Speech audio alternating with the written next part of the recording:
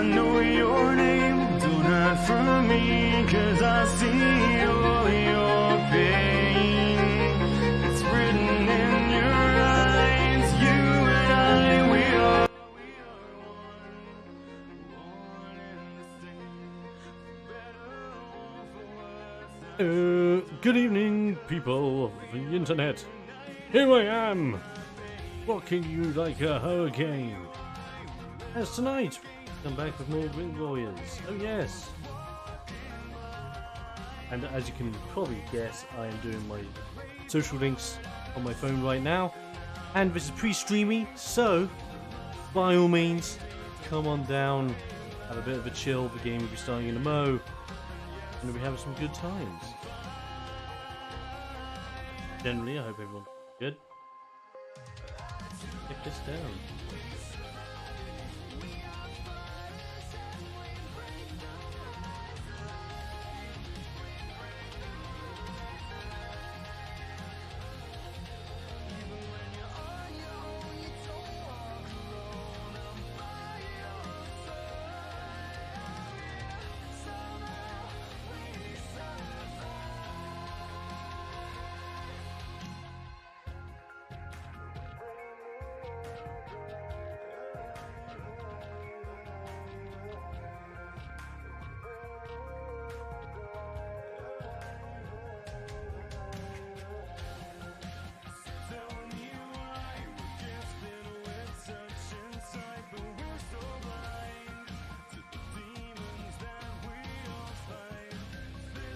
So, grab the social linkies and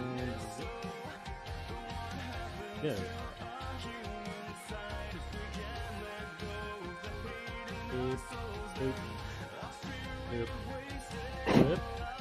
Hi. Oh! Hello. The mysterious Tash has appeared. Well, I don't know about mysterious, but a Tash has certainly appeared. Yes. Yeah. And not of the facial kind. Ha ha! Oh. Oh, I suck. Okay. Yeah, I'm doing okay. I am doing good. It's all good. Yeah, It's all fun. it's alright to me. I'm ready to kick some ass and blow shit up. Yes. But of course, one must always blow shit up. Yeah, because this has decided to be your dingle and Boo to whatever it is that's not working. Boo. oh, there it is. Pop. I want you. There we go. That's nice and easy. And I believe I might have fixed my problem as to why YouTube doesn't seem to be saving the live stream. Ooh. Have I saved it completely? I don't know. But hopefully I have. I've only just found out today that I may have made a fundamental mistake with some of my streams of recent, ever since upgrading the PC, which is a dunce move on my end. Of all things. I completely forgot to set it to go. So, for people who don't know, my stream is streamed through Restream.io, an amazing service where basically takes your stream, it hosts your stream there, and basically splits it over a multitude of different streaming sites. I basically use that to stream on Twitch, YouTube, DLive, and Mixer all at the same time, so I don't alienate any of my audiences on any of the platforms, which I would think is a good thing. And then for the last while, especially when I've been streaming games like World of Warcraft, etc., I've wondered why my regular view counts are just not seeming to do as well. And then I realized that the settings I had put in doobly-doo were only set to stream on Twitch. So as a result of that, I've recently only been streaming to Twitch, and I've only just realized now. Great. Basically. So, needless to say, I believe I fixed it. On top of that, we have been having a problem for the longest time with YouTube, being that obviously I would stream to YouTube, and YouTube, when you live stream, it can save up to a maximum of an 8-hour long stream, which is awesome. The problem being is that obviously our streams don't tend to go 8 hours, and so they're guaranteed to save, right? Apparently not, because they haven't been saving on my YouTube channel. As a result, some of the episodes of Ring Warriors have now officially been lost in the span of time, which is awful and is absolutely terrible because the files that I have recorded with had become corrupt, and I was relying on Twitch and YouTube to save them. Now, this is bearing in mind, Twitch saves them, but only for a few days. I need to check my Mixer backlog because I don't know if Mixer saves the backlog further. If it does, Mixer just might have saved our ass, and I'm going to try and get those VODs uploaded to YouTube, so basically the channel has all the episodes up to date. The big problem I have now is I don't know whether I've fully fixed the problem, because this is officially my new test after believing what I've done to fix the problem. So we'll go from there. I hope you guys understand what the hell I just said. And if you didn't, then you need to go back to school and raise your IQ. Was that cruel of me? I don't know. I would say no. But there you go. Done. Yes. Wow. Been dandy, grand, and fine. The development of the game's going quite steadily. Mostly adding in a bunch of new stuff. Like, one of the core things I've worked on recently is an entire section that is an introductory section. Yes, that is Smokey in the background. Decided to join us this evening. Did I say join us and annoy my dad? There you go. Oh, How to steal the stream. Get a cat. Or it's not even our cat, it's my neighbour's cat. well. Either way. This is hilarious. This is what you get for coming to the pre-stream, ladies and gentlemen. You get antics like this. Oh, yes. Like awesome flavored antics. Now Smokey's parking himself near the doors. That makes him happy. Makes us happy. No. It's fine. Ugh. Fun times. Anyway, how have you been, Tash? Any fun stuff or? Well, apart from the fact that I decided to cut my hair a bit short, Yes. and Future. yes, that I've just been meaning to have it cut short for a while. But yeah, it's just the whole, what was it? Procrastination. That's the word I'm looking for. Yes. So pretty much.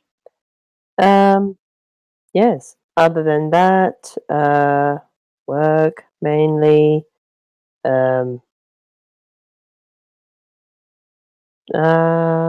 Brains Radio out. Radio Salutidos. Hello. Ha. Welcome to the stream. You are, from what I understand from your message, and I'm going to try my best to read it, and I respect that you're trying to do it in English. Hello, I'm Guatemalan. You speak English. Transmit. Como tu por favor. I got the first part. I got the first part, radio. And for that, I hope you give me a high five. But the rest of it, I've got no bloody idea. I apologize. I have tried. I have genuinely tried. But as is the curse of the internet, I am not multilingual. At least not yet. Oh, thank you very much. Okay. Ayúdeme. Soy de Guatemala. Ah, no idea.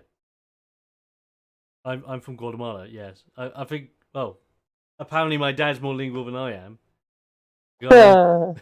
personal Guatemalan translator in form of my father. Hello, Guatemalan translator father.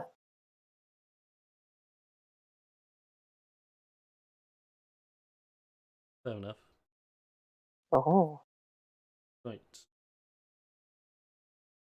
Just posting more of my social links and also I'm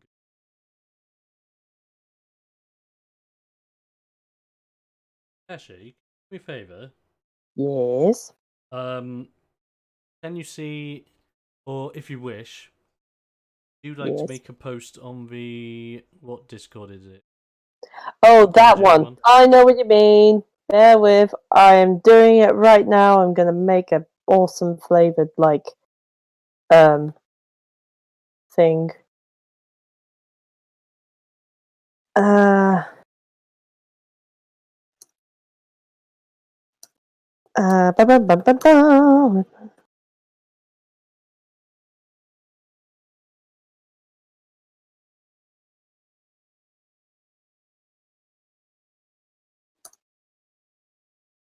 Yep, on it. There we go. I believe that's all the social links and all the sending outs that I needed to do. Right, so with that in mind, we're currently waiting on friendos. The friendos being Vinny, Chris Day, and L Foxy. And then we shall begin. So I guess in the meantime, what I might just do is, since we're here, you want content, you want banter, you want fun, I'll give you fun in form of a wrestling manual update. Woo! Woo! Oh yeah. So here we are, ladies and gentlemen. This is the look of the wrestlers. Oh no, that's actually the look of the front cover of Ring Warriors as it currently stands. I still love it. That is our official new front cover, by the way, in case you know. And it's awesome. But we're not going to care about that right now. Oh no, what we're going to care about is a Word document. So, first find the document. Hey, there we are. And for some reason it's poofed down there. Here we are. Over here. So, ladies and gentlemen, this is the document that we are currently working on. This is officially now changed its name to the Ring Warriors Wrestling Tabletop Role-Playing Game Wrestler's Manual. It is no longer called the Player's Handbook. I decided to make it a little bit more unique to the wrestling theme of the game. Thus, it is now known as the Wrestler's Manual, which makes me a happy boy. So what is it now in the Wrestling Manual? Well, we have a full-on introductory section, going through introduction of the world of the game, origins of the world and the wrestling world in general, the state of modern wrestling in the game's world, as well as region control, which are like where our majority of the races in certain regions. The nitty and gritty, which is one of my favorite sections, where we go a breakdown of all the things, or like some basic typography and what you need for the game. And so we get to tools of trade, which is basically your actual things for the game, from the character sheet, dice, of course, and optional additions, such as grid mats, miniatures, and even music and sound effects. Because I believe there's not enough manuals out there that give you a full-on, hey, use some music to add to your immersiveness into the game. But bear in mind that if you wish to, I don't know, record it or live stream it, there is going to be some ruling about copyright, so be careful. Here's some suggestions. But if you're just going to do it privately, go nuts. Like, that's basically what this section is in a nutshell. I think it's only good to put this section in here because you need to think of the what-ifs. And I think it's only fair, because you never know when someone's going to pick up the game and then think to themselves, well, I quite fancy live streaming that. And then you give them a little bit of a hand by just saying, yo, I'm not going to stop you, I fully support you, and I'm going to suggest do this if you want to add music to your stream. Something like that. So I hope that helps for people out there. Obviously, we've got our breakdown of the game mechanics that I'm going to be fleshing out a little bit more because I believe this needs a little bit of an update. The races section, as it stands so far, yes, the typography is all over the place, but I need to re-amend this because I've had to switch from using Microsoft Word to now using LibreOffice due to upgrading my PC and my PC no longer having an active copy of Word. Yes, I no longer run Word, and no, I do not plan on buying a subscription just so I can use a bloody Word document. Sorry, Microsoft, you're not buying it today. Well, I might as well go through this quickly as I'm just breezing through the classes. We now have new things added to every single style of a game. Every style now has a multi-style requirement. Yes, that's right. You too can multi-class in Ring Warriors. It's something I was trying to work on. I believe I balanced it to the best of my abilities. Because, of course, this is bearing in mind, in D&D, you can obviously, if you want to multi-class but you don't have the stats, you can wait until you get your ability score modifier, bump up your points that you need to bump up, and before you know it, bish bash bosh, you can now do it, which is absolutely fine. But in Ring Warriors, it's a bit different. Ring Warriors really does punish you if you don't roll some half-decent stats. So, bearing in mind, every style, bearing in mind that from level 1, when you're creating a character, you can still pick any style in the game, regardless of what your stats are. I am not going to put stat restrictions on styles, because then no one will be able to play anything, especially if you roll ones and you just want to roll with a character that is absolutely crap at everything. Which, if you do that, let me know, because I'll gladly check that out. So what we've done is every style now has a requirement. Hello, Miyamusi, welcome. So every style. Hello. Oh, what the heck is that? Oh, it's Foxy. Yes, it is me. Jesus Christ! Are What you using a voice synthesizer? No, this is my normal voice. Really? Yes. Because Not to sound racist, you sound like a black man. Oh, you sound yeah. I'm like this isn't meant to be any way racist, but I sound like the whitest black man ever.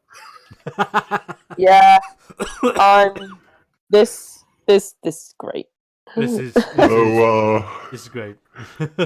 So this is episode number 7, 8, 9. I want to say 8 of this arc that we're currently going through. Yeah.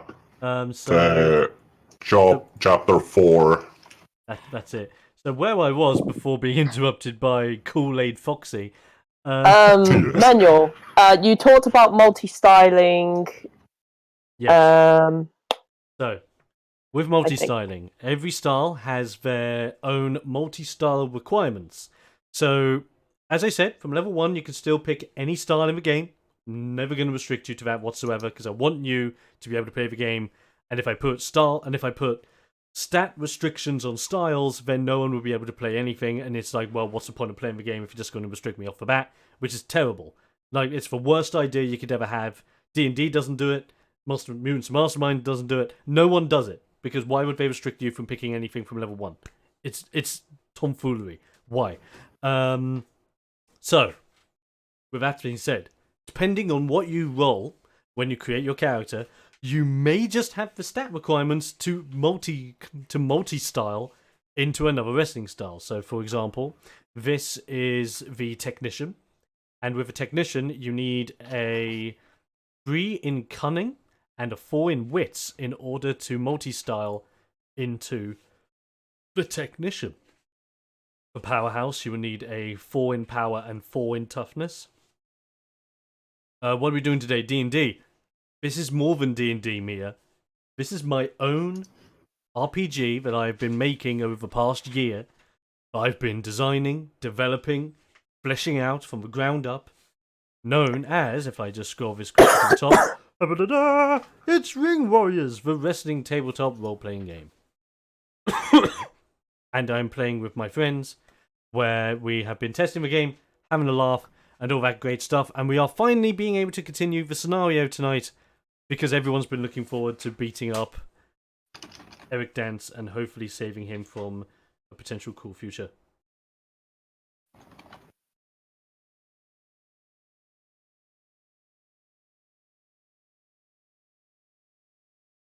So yes, I hope that answers your question. Back down to where I was. We were at Powerhouse, I believe. At the moment, I haven't made any new amendments to any of the races. They're still fine. We finally get to punch, and that's it. Thank you, Tashi, for the sub.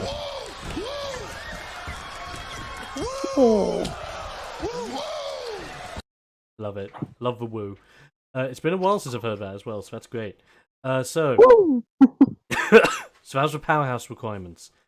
For Brawler, which is obviously what the venue is, if you want to multi-style into a Brawler, you need 4 power and 3 cunning. Be a Luchador.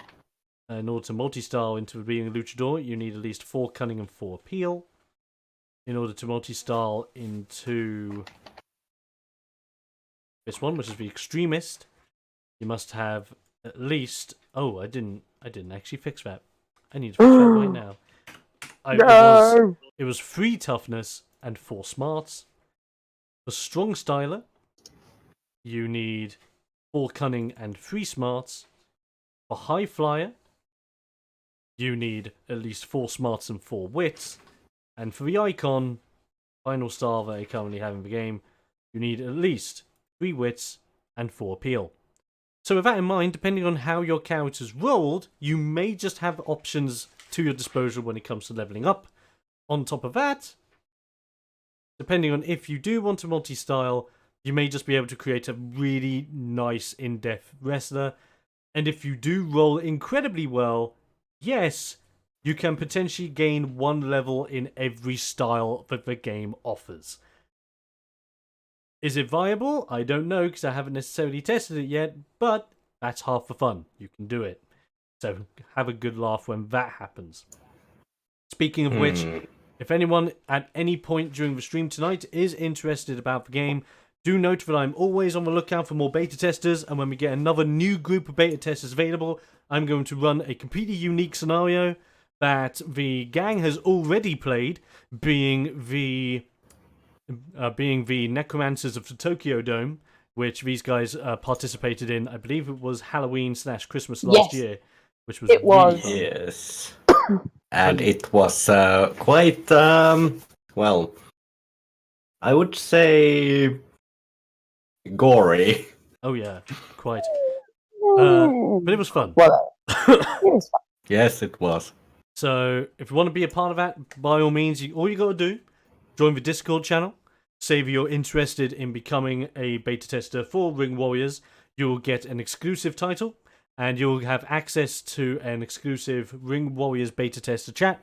And then we can keep you in the loop of how things are going. And when it comes to making your wrestlers and getting a session going that'll be either recorded or live streamed, we'll get you all together and we'll have a good, fun time. It's as simple as it is. Okay. So yes, these are just extra things for done in. I haven't really improved anything with the weapons side of things. There are some new weapons I am planning on incorporating, but they're not in just yet. I'm working out some things with them. I have finally, after realizing that I missed out, I finally put in the action figure that you can purchase as part of your merchandise list. Yes! It can be used as bargaining chips in conversations, and if used during an appeal check, you have advantage. Winning or losing the roll results in losing an action figure.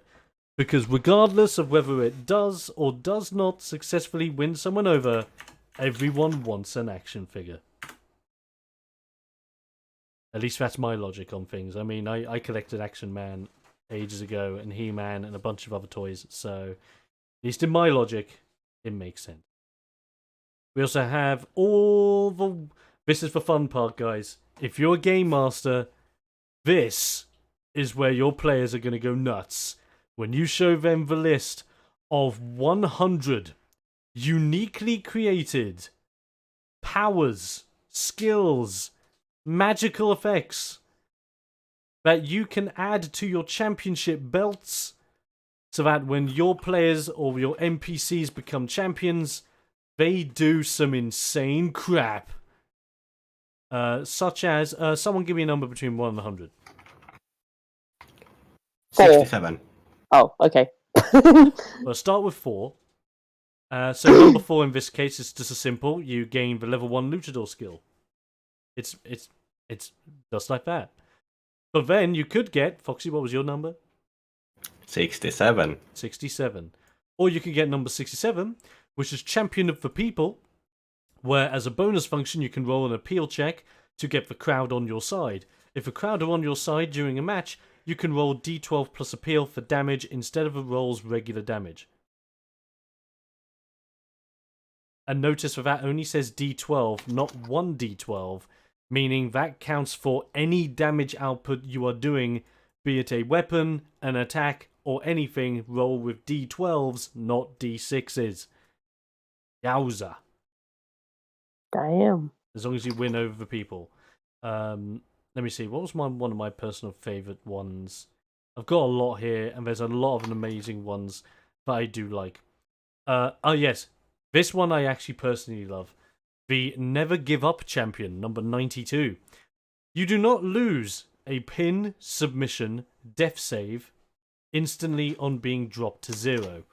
Once when knocked to 0 HP or lower, I need to amend that because in the game we are not going to go lower than 0 hit points. 0 is the threshold, and we go up from 0, never down from 0. So that's something that's being amended in the game at the moment. Save. Thing. There you go. So, once when knocked to 0 HP, you can roll a 1d20 plus toughness to regain your health and deal the same result as damage to all wrestlers in a 30-foot circle of your current position. But you can only use this skill once per rest. So effectively, if you're on a long campaign and you suddenly down yourself, you can effectively scream yourself back up again, knock everyone down, and then think, well, at least I'm up. It can get quite fun. Then we have obviously the gimmicks that make your characters fun and engaging, such as the working man, the musician, the actor, the hot topic, the stoic, and many more. Well, and I'm also hoping on adding more to the gimmick list, so well, hey. We also have a full breakdown on the wrestle point system, which my players haven't seemed to have used yet. Hey, I tried at least. I tried. Being the key word. Yes. Yes. Hopefully more trying comes in the future, but effectively it's a really cool system. You gain wrestle points, and wrestle points allow you to do certain things, as you see in this table. Being from re-rolling attack rolls, re-rolling stat checks, giving stat dice to your players. Or give a stat die roll plus 1. You perform a tag team move with a friendly character. So obviously tag teaming is very important in the wrestling world. Performing an additional attack if you have enough wrestle points, and performing your climax move, which is explained down here, when you can create basically your own wrestling finisher move that levels up as you level up. And as it levels up, you can put your levels into certain things, which grants you special effects in different areas. It's great. And of course, at the moment, I also have this as a breakdown for the GM section, which mostly at the moment contains match stipulations, which are different match types that you can incorporate into your games as a game master, with a little how to play section for each area, where I give you a little bit of hint as to how you could play that match type, including specialty matches, which can be a little bit more crazy and wild, such as the Volcano match, Explosion match, the Chamber of Pain match, the Feast or Fired match. It becomes really interesting.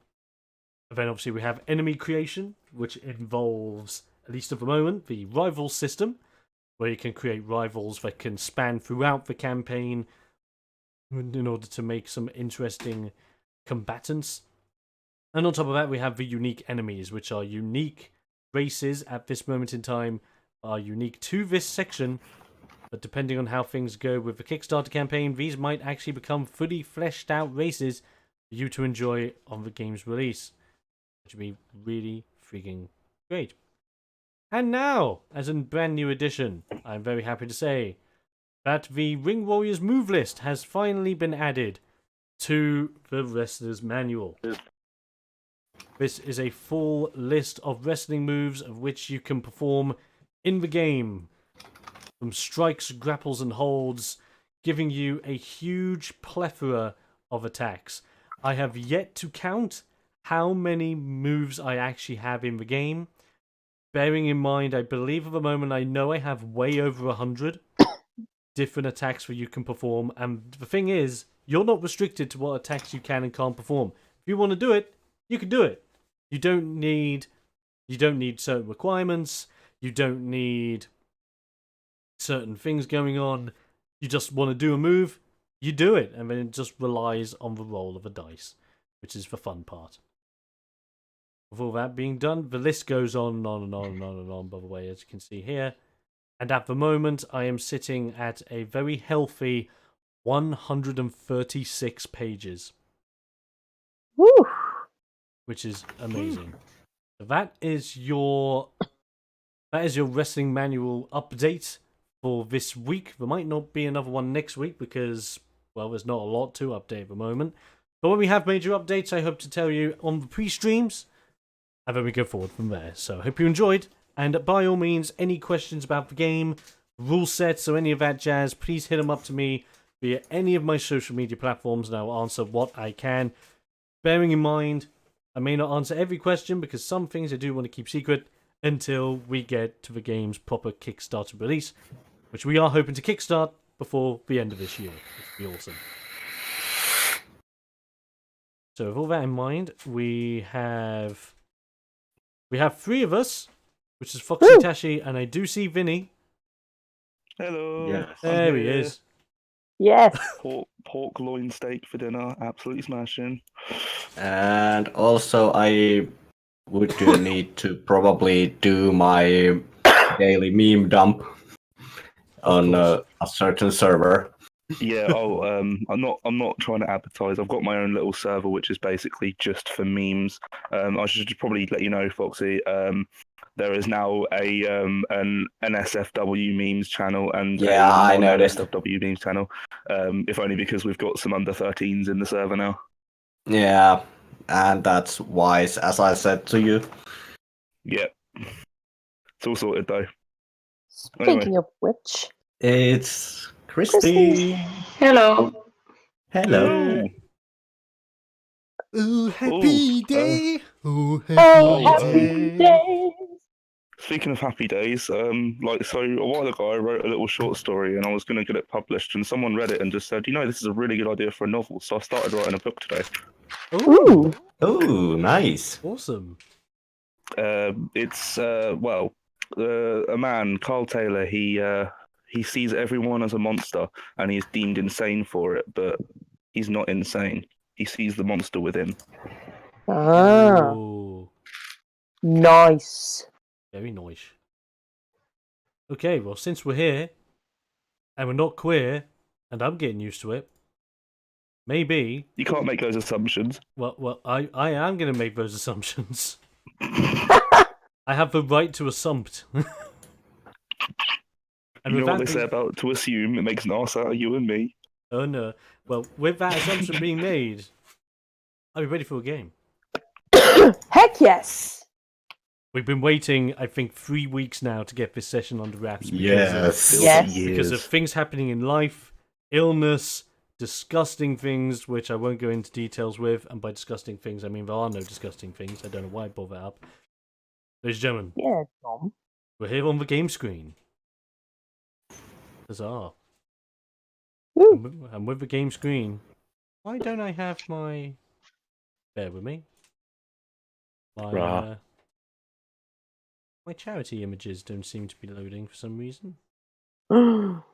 I had a similar issue with follower count and donation count and stuff like that not loading. Streamlabs issue. Maybe. Yeah, Streamlabs It means being it's not a big Streamlabs. concern. It means I'll have to update bits for next time, which is absolutely fine. Basically, just so people are aware before we start the stream, all of donations, subs, or anything that we get throughout the Ring Warriors streams go towards two charities of our choosing, being Diabetes UK and Cancer Research UK, because those are two causes that we really have a strong stance on, and we want to wrestle those to the ground and make sure that we can all be healthy and living glorious lives together. It's important. Yes, it There is. you go. So if you do want to support us, do Wing Warrior streams, do note all of your subs and donates. Do go to good causes, because I always like to put a good feel vibe on everything. But that being said, I'm going to hit the record button. Hope that my record button actually works this time, because last time apparently it didn't. I'm going to cough a little bit, because I can cough. Ladies and gentlemen, boys and girls, children of all ages, welcome to another installment of Wing Warriors, the wrestling tabletop role-playing game, created, developed, gamed, and all of that fun jazz by your very explosive gentleman, the one man with a plan, the ironclad, white pale tan. He's got the moves, he's got the grooves, and quite frankly, something that rhymes with grooves, because my head's a little bit rocky with me today, and I thought I had it, but I didn't. So there you go. It was going so well, and I got so far, but in the end, it doesn't really matter. Doesn't even matter, should I say. There you go. But needless to say, ladies and gentlemen, welcome to Wing Warriors Wrestling Tabletop Role-Playing Game with me, Don the Expert of Coles, the game master and creator of the game, as I'm joined by 4 crazy people with their crazy characters in a crazy world full of wrestling, where we do crazy things. Starting off with crazy person number 1, the Snake Lady that punches, and that's about it. It's the Van Wreckable, played by Tashi. Woo! She punch, and that's it, and she's going to kick ass as well. Alright. We also have the Lord of the Cyber World, Liam Cyber O'Reilly, played by Foxy. Yes, I am here and I'm ready to, well, crow my kill count. Oh yeah, because apparently in the game so far he's got the highest kill count out of everyone, which I find hilarious. We are also joined by the Rock That Dunk, and Dunk He Shall. I'm trying to think of like a haiku that has the word dunk in it. It's like, he dunk like basketball, wise and strong like mountain. And he shouts, Kobe! And he shout Kobe. I love it. I love it. Needless to say, it's Erg the Geode, played by Vinny. You shouldn't have called him wise. Oh. Oh man. And last but not least, the Drag, the Queen, the Drag Queen. Huh, strange how that works. It is the bump that gets you to thump, or deals for thump. Whichever way, it's actually quite cool. It's Bumper Meatball, joined by Stream Chew, aka Christy. Yep. Hello. Nice. With all that in mind, with all the introductions made, let's have a quick recap, because it's been a while. It's been about 3 weeks. So recap as of the last installment. Our people, the main squad, including the likes of Shahir, the Arak, that is tasked by helping these guys out during their time in Egypt, and as well... Got up off of that piece of chicken, finally. Alright. Chicken. Alright. That's nice to know. Everything stops. Nice. Chicken's now involved. Yes. Chicken is more important than stream. So How dare they? My brother just walked in and decided to tell me that my cat had been laid on a piece of chicken for 2 hours and Well. just got up and ate it. the more Well, you that's- know. Well, that's one way to look at it. Hey, Dom. on a Dom, on a chunk Dom. of chicken. That for gives 2 hours. that gives me an idea Oh, for like no. another race. Oh no. Hang on. Damn it. Hang on. I need to find. If this is a chicken race, in order to make the likes of Clock or the Fowl, I don't know. Lord Clock or the Fowl. Sorry Okay. about that. Let's go with either the Cochrane or the Gallus. Ooh. Because That's tempting. As I said, Zootopia expansion coming soon. Yes. God damn it. I mean, we have the mouflon going on already. I mean, the mouflon, they do exist. They're the sheep people, which may or may show up in the future. Who knows? Needless to say, where we are, we got all those people, and we also have Mike Jaws, dired rival of the entire party, the man responsible for putting Eric Danse in the hospital. But as we now know, Eric Danse, when he was in the hospital, was experimented on by Professor Alfred von Strongham. And as he experimented on him, he turned Eric into a cybernetic wrestling god, taking him to Germany and turning him into the German wrestling champion, as he stands in front of a party as they have been fighting their way through Strongham's secret base, now in a large room where it is simply them and Eric. Mono versus party, or one versus the group. So where we ended, Mike Jaws had stepped forward to be all intimidating. Lavanya had stepped forward as well to be just as intimidating. Would anyone like... There you go. Would anyone like to do anything at this point before initiatives are rolled? Right. Erg is going to take an intelligence pill. Oh, very smart. It's time for Erkington the Third. When you take that pill, all of a sudden you are filled with intelligence brewing into your head. You have now got an intelligence of 6, or please roll me a 1d4 so I know how many turns you have intelligence for. Right. And that is 1d4. I rolled a 4. Nice. Okay. You have that. You have level 6. You have a 6 intelligence for 4 turns. Smarts. 4 smarts. Sorry. 4 turns. There you go. Liam actually could take one of the supplements of the genius as well. That's absolutely fine. You can if you wish. Yes. I've already put one of my muscle straps on one of my arms and one of my legs. Well, one of my feet at least. What does the muscle straps do again? The muscle Only straps, weapon. if I have a look-see, has a +2 to hit for 1d4 turns. I'm going to use one of those as well. So, what did the supplements of the genius do? I Increase remember. your smarts to 6 for 1d4 turns. Well, that doesn't help.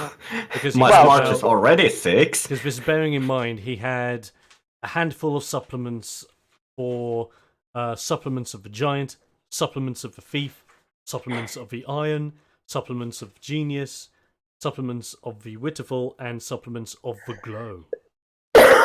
Yes. So you know, Dom, I've put a muscle strap on, and I rolled a 2 for it. Okay, we have 2 turns of your muscle strap before that pings off. So that's +2 to hit, so that's add 2 onto my D20. D20, yes. That's right. Yeah. Awesome. So, question: because I put one on my hand and one of my hands and one of my foot sort of thing, do I have to roll 2 separate D4s for each part, or is it just one? It's just for 1d4. God damn it! Then they only last for 1 turn. So that's bearing in mind that's 1 for your arm and 1 for your leg. Okay. I'll let you have that. Okay. Fair enough. I have got 2 turns with my Duncan arm. The dunk arm. Nice. Now, with that said, are we all set? Hell yeah. Yeah. I think so. Don't think there's I've anything taken the I can initiative, set up with. by the way, and rolled my initiative. I rolled a 19. Well, since you're just going to do it in front of everyone anyway. Everyone vote for initiative, it's battle time! I thought I'd take the initiative, pun Take the fully initiative intended. by roll initiative. Yeah, pun. God damn it! Okay. You get that. Wow, you get that. What did you roll? Well, needless to say, Mike Jaws is not too fast today. Neither am I. I mean, neither's Lavanya, but oh well. Okay, just to go over again. Vinny, what did you get for Erg? 19. 19. And Lavanya? 2. Oh, bloody hell. I know. And Liam? 8. Too It could bad. be worse. Ooh, I apologise by the way, I am still suffering with a bit of a cough. And I will cough periodically throughout the stream, so just so you know. Also, I am going to be rolling for the masked power, so Oh, I yes. can use my my cunning favorably for 6. God damn it! For 6 times during the encounter. Nice. Lovely. The only other thing I need the initiative of Bumper. 18. Ooh, lovely. Ooh. That's pretty good. Okay, the battle begins. There is all of you versus one Eric Danse. And who would go first? Van the Dunkmeister himself. It's Erg. Right, how far away is he? From you guys at the moment, he is about a nice 20 feet away. Oh, walking distance. Well, I'm going to start with a bonus action. Oh. I'm going to stare him down and be larger than life. That makes you larger than life. Which is awesome. With that in mind, larger than life. So, we must succeed in rolling a power die higher than your power, or be intimidated by your very presence. Okay, let's have a look. And your He needs power to roll is a 6. 6. Lovely. He needs The to roll. power's 8. He needs to roll for 6. Can he do it? He rolls for 6. Ooh. Oh. You try staring at him to be intimidating, but it's like as if Eric's eyes are just completely null of any sign of fear, as it has pure focus. Well, I guess it's time to show him what fear is. Here we go. And with that, I'm going to start with a clothesline straight to the head. Oh, yo, just straight up charge and smish. I like it. Roll for your attack, please. Just a straight D20 plus 2 Oh, yeah. because of my muscle straps. Right. I roll in total 18. That's pretty good. You run towards him, you clothesline him, you land it as it strikes at that perfect spot between his chin and the bottom of his neck. As you swing with your thick, rocky arm. With that in mind, roll me some damage. What's that then? And that is D6, that is plus your power. Excellent. That's perfect. 14. Lovely. With that 14 points of damage, when you collide with Eric Danse with your big forearm, you realise something. You collide, and when you collide and dash a little bit forward, you look back at Eric. The rest of the group is stunned. Eric's head has fallen to the ground. What? Whoa. What? As the rest of his body seems to like deactivate, as if to go and he just goes onto his knees, and his torso flaps forward onto the ground, lifeless. Whoa. No. No.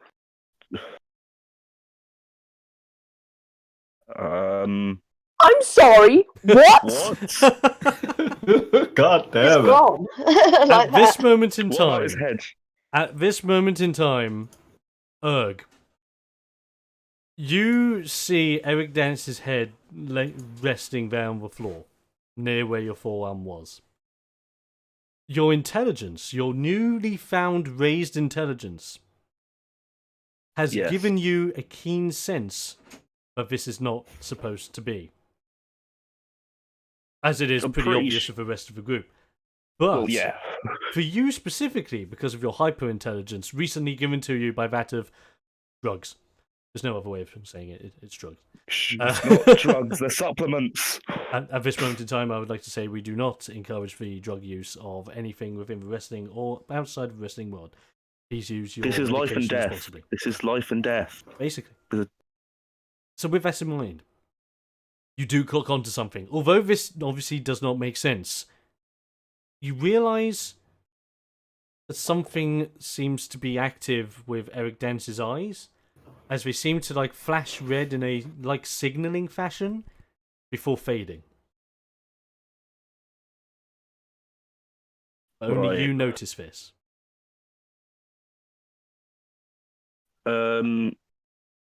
Would I be able to investigate what's going on You can with indeed. that? Roll me a smarts check, please. D20 plus 6. I roll a 17. I've rolled a 19, an 18, and a 17. Good lord. Nice. With the 17, you gain an idea of what could be going on. With those eyes flashing, your new intelligence believes that it was a last-minute signal, as if it was a digitized signal that Eric Dance's head was signaling off. Where exactly, you're not too sure. But as you clock on to this signal being dealt, suddenly there just seems to be a couple of secret doorways to the sides of you guys that open up. One on the left, one on the right-hand side. Out of these doorways walk 2 copies of Eric Danse. Oh. Oh Right, no! because, right, would that count as my turn? Or do I still have another action because of sequence? You still have an action because of sequence. Okay. Well, I've got 2 choices in mind. One of them is to kick the head towards Foxy cause Liam, because he can probably hack into it or something like that to see if the signal went anywhere else, or maybe stop it signaling more. Or I could use it just as a bludgeoning weapon and kick it straight at one of the new copies. You can. I'll let you do it. So, Liam, would you like to examine this and potentially stop the incursion of further clones? Yeah, I can. Yeah. In that case, alley-oop, and I'm going to go for a straight kick straight towards Liam. Try and land it at his feet. All right.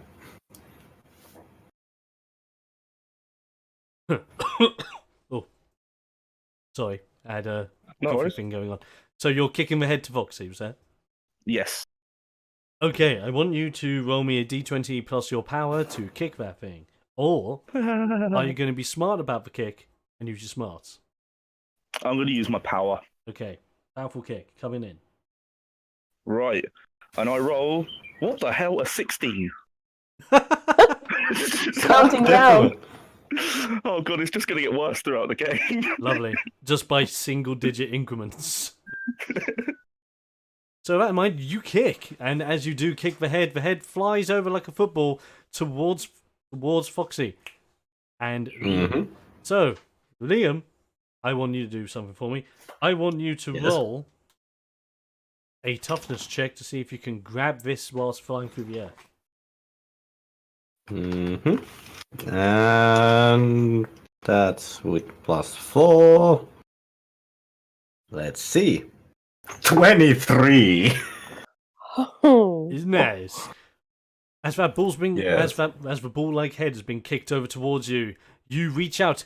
You manage to grab it in both of your hands. It's a little bit of a burn because of the sheer amount of force that was behind you, but you're used to it. You grab it. It's all good. You've now earned a metallic head, Yes. or like a part weird humanoid skinned cybernetic head. Yes. Part Is of it it arouses you, the other part scares the living daylights out of you. The fear boner. Yes. Fear boner. Okay. That moment when Ugg kicks the head over to Liam, and and then it just happens like, oh, what the hell? And then there is like rest of the group is looking like, why do you have a boner? And Erg just gives you a knowing smile and like a nod, like I understand. Nice. I love it. Right. With that in mind, that will be the end of your turn, Erg. Well done. Good stuff. As we now move to Bumper. Yes. Hang on, did I just hello. one punch him? What was that? Or did I just basically just one punch the first Eric? I believe you mean Weapon! Yeah, you did. Yeah. Yeah. So is it just Mike Jaws, or does he have flunkies as well? Oh no, Mike Jaws is still fighting alongside you guys. You now have See, 2 copies I of don't Eric even Danse. know what's happening. Like literally, I have no idea what's happening. I knocked Eric's head off, and like his body died. His head sent out a signal, and 2 clones of him have come out of doorways. Well, the last I knew Mike Jaws, we were fighting against, so I don't get why. Mike Jaws is on our side now, however begrudgingly. He is sadly on our side.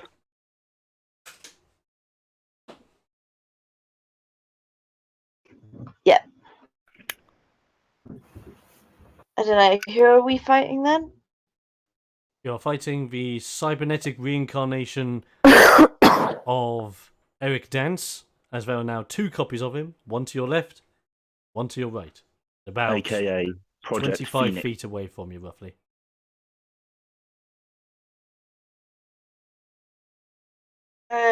Can I run and slide along the ground? Oh, yes. Hit him in the legs. Yes. I like this idea. To perform this bad boy, that would be a d20 plus your cunning.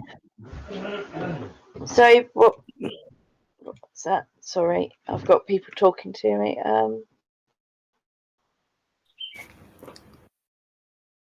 So what was it? Cunning and A d20 plus your cunning.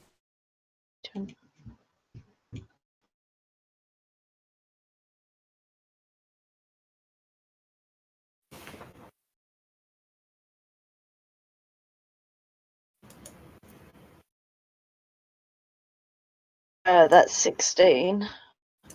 Oh, that's not actually that bad. You go for that slick slide as you aim to take that Eric Danse out via the legs, specifically going after the one on the right-hand side as he's the closest one to you. You're dashing towards him. You slide.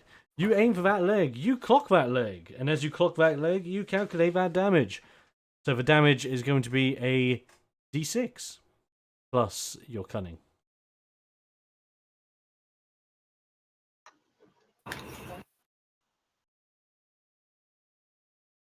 That'll be 10. Okay, not bad. You slide onto that leg. You clock that leg.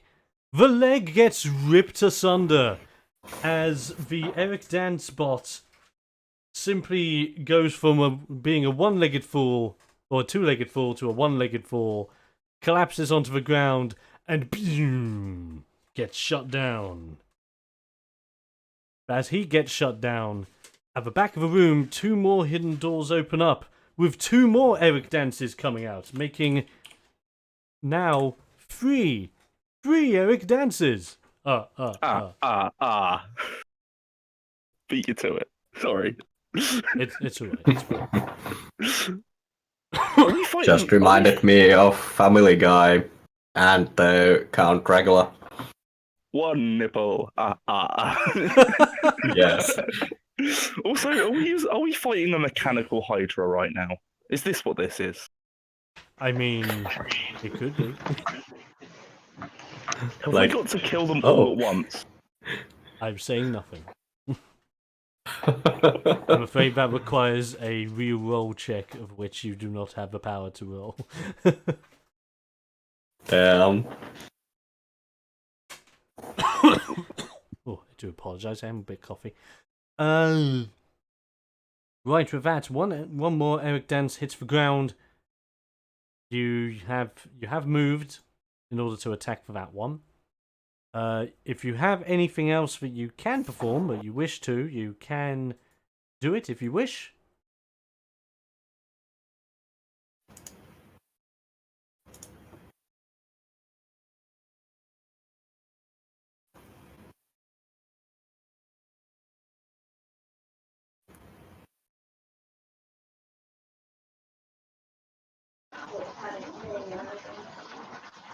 I'm gonna say yes.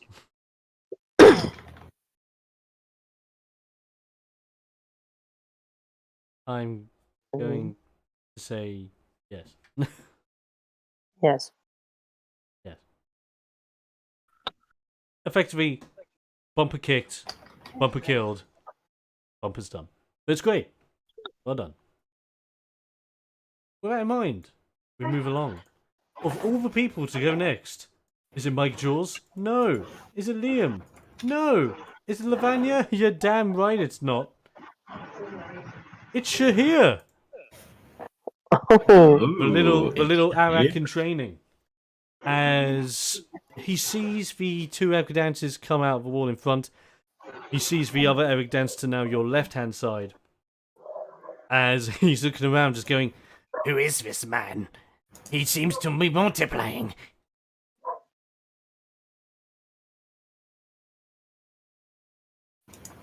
Oh God.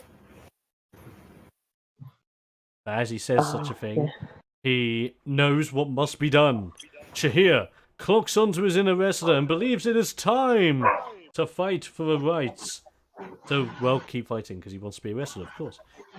And what he does is, he runs to the Eric Dance to the left, and he performs a drop kick.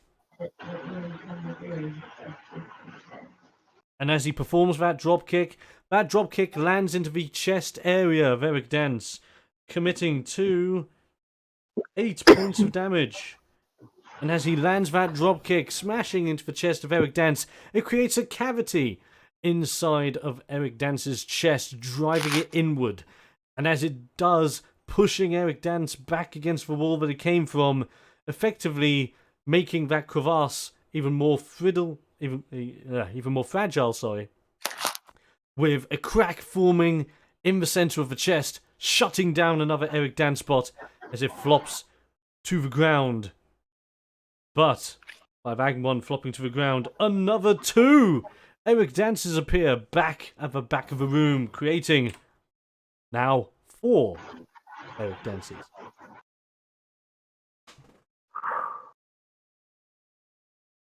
Oh, damn. Shahir looks looked quite pleased that he managed to land a drop kick when he sees the 2 more come from the front of the room in front of you guys, and just simply goes, "Oh shit."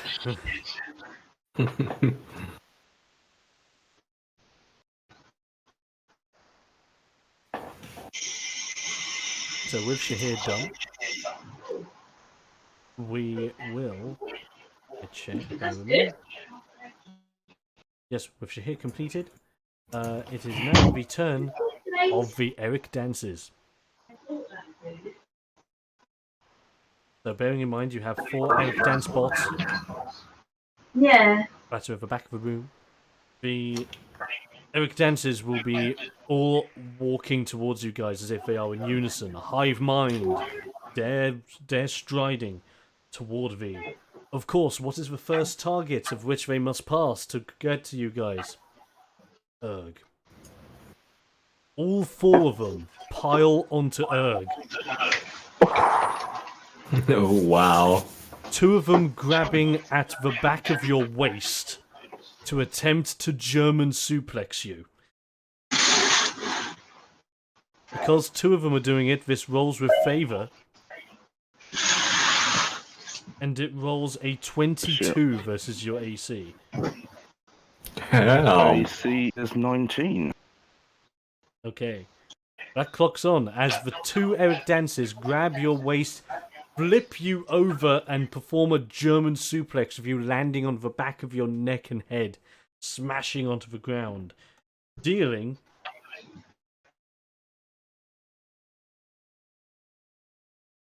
only 6 points of damage. No. Yeah. It's the mark suplex.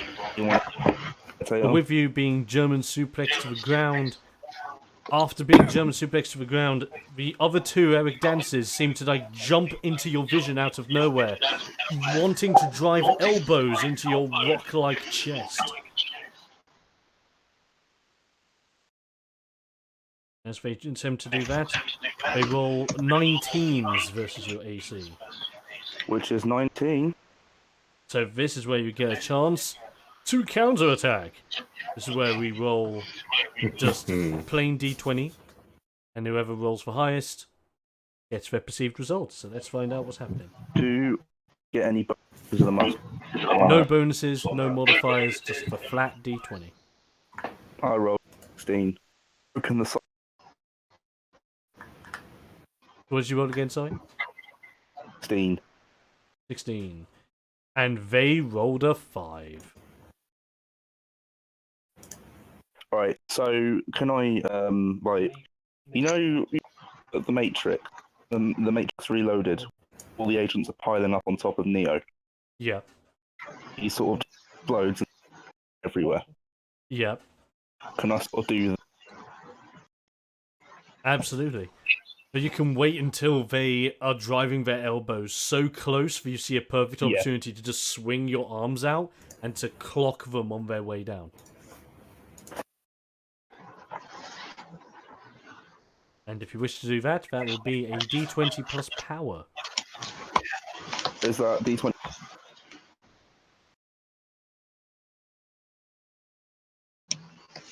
Say it again, Ben. So, the +2 for the muscle straps. And a +2 for the muscle straps, yeah. Good lord, I get the modifier. Hold it.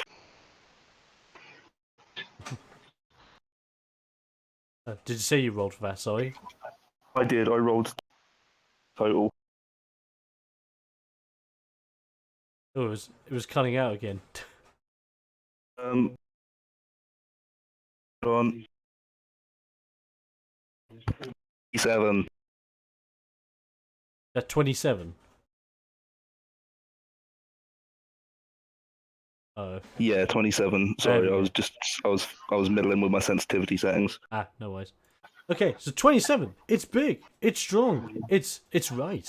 As you wait for them to drive their elbows low enough where you see the perfect opportunity, you swing both your arms out as if to do a reverse lariat, kind of like counter punch. And as you do, not just do you smash them out of the way, you just completely smash them to bits as just parts of Eric Danse, of these two dance bots, are just all over the place. Dance bots just makes them sound like they're going boogie. But as you smash these two bots, you notice from the far back of the room, this time on the sides of the back of the room, a few more Eric Danse bots reveal themselves.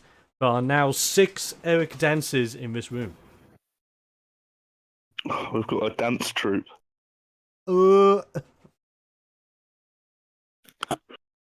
That's a very good counterattack. The Dances have effectively done their stuff. As it is time. Or, if I just have a look, it's time for Liam. Finally. So, Liam is, because this isn't an official wrestle match, of course. Of course. Liam is going to be going with the lovely yellow substance Ah, yes. His wee. trying to spread It's just it, so barking. trying to mark as many enemies as possible with it. Okay. Bearing in mind You're that the not making- closest ones are the pair of Eric Dances in front of you that Mhm. just finished German suplexing Erg, they would probably be your best Yes. targets. Yes. Okay, with that in mind, they need to make a DC 13, or they Yes. have a yellow mark on them. Let's have a look. One of them Because hits I'm a... there as well. Ooh, excuse me. Because I'm there as well, do I have to roll as well? Ooh, Ooh, by the way, yeah. yes you would, because you are close. Would that just be a flat D20 or is it D20 plus something? So that's D20 plus your toughness, and you have to get 13. So for you, it should be Okay, quite simple. Yeah, I rolled 16. So that's fine, you're okay. As for the dance robots, they rolled 15s. Oh. So your yellow mist is sprayed, but it doesn't seem to stick to anyone. Damn it. Before you do something, I highly suggest that you have a look at that head to see if we can resolve our current multiplication issue. Yes, Because this I can is see actually this becoming a very true. nuisance very Yes. quickly. So I am, as my sequence action, I am going to be looking over the head to see if I can disable it. That if there is some sort of a signal being sent through the head. Okay, roll me a smarts check, see if you're able to suss it out. Yes, so that's plus that. So that's 20. Beautiful. Okay. It's pretty good. You inspect the head, and as you turn it around, look into the circuitry, look all the places, you notice that on the back of the head, just underneath a portion of Eric's hair, the back, you do notice a socket where you could inject your hacking device. Well, I have to inject it in there then. Yes. You plug in Use your the hacking device, not yourself. I know it's a port, but don't get tempted. So with that, you plug in your hacking device, and as you do, your hacking device just already seems to be like covered with like numerous numbers and letter combinations in a way you have never really seen before. This isn't necessarily a code cracker as much as you are literally deciphering a life equation as if. It's really crazy, and it seems to be going through so fast, you can't even read what combinations of numbers and letters are going. You just know they're there.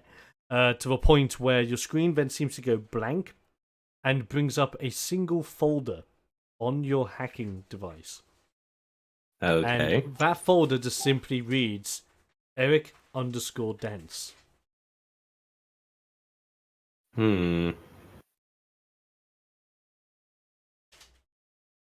I am going to look into the folder. What is in there? Okay, you tap the folder on your device, and as you do, it then brings up a series of 4 more folders inside of it.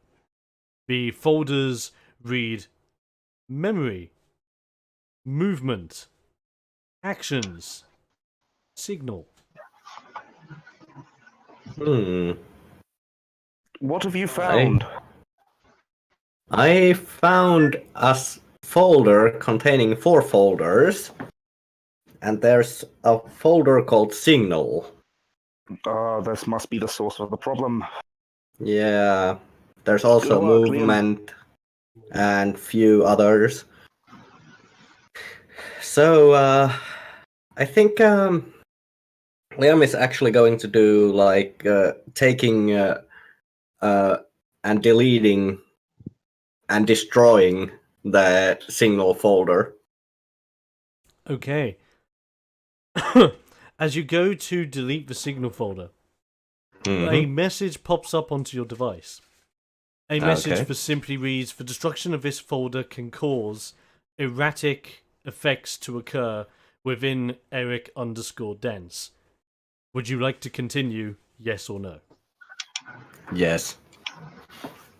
By hitting yes, roll me a smarts check for your hacking device. Let's see. Plus. Was it smart? Yeah. Yeah, smart. Alrighty. That's 14. Okay. With a 14, your hacking device, as you press yes to delete the folder, seems to like go and seems to like spaz out a little bit. You don't know whether this is just part of what happens when you're trying to delete things, or whether this is causing any problems. Needless to say, your hacking device seems to shut down in your hands, Ooh. and you just see a little bit of smoke coming out of your hacking device, as if it seemed to have been broken down. Oh no. As a, Oh, well. as a result of this roll, you notice that to your sides are a series of doors secretly opening up. There are now 12 Eric Dances in this room with you. I'm sorry, what? 12 Yeah. Eric Dances. Dear. Oh dear. Oh well. We better get to it then. Now, as these Eric Dances appear, your hacking device is able to flicker on screen one last sign of hope. It simply brings up what seems to be a blueprint of this area of the lab, and Alright. an arrow pointing forward towards the giant grated door that is at the far back of the room. I don't know about you guys, but I'm gonna run towards the door.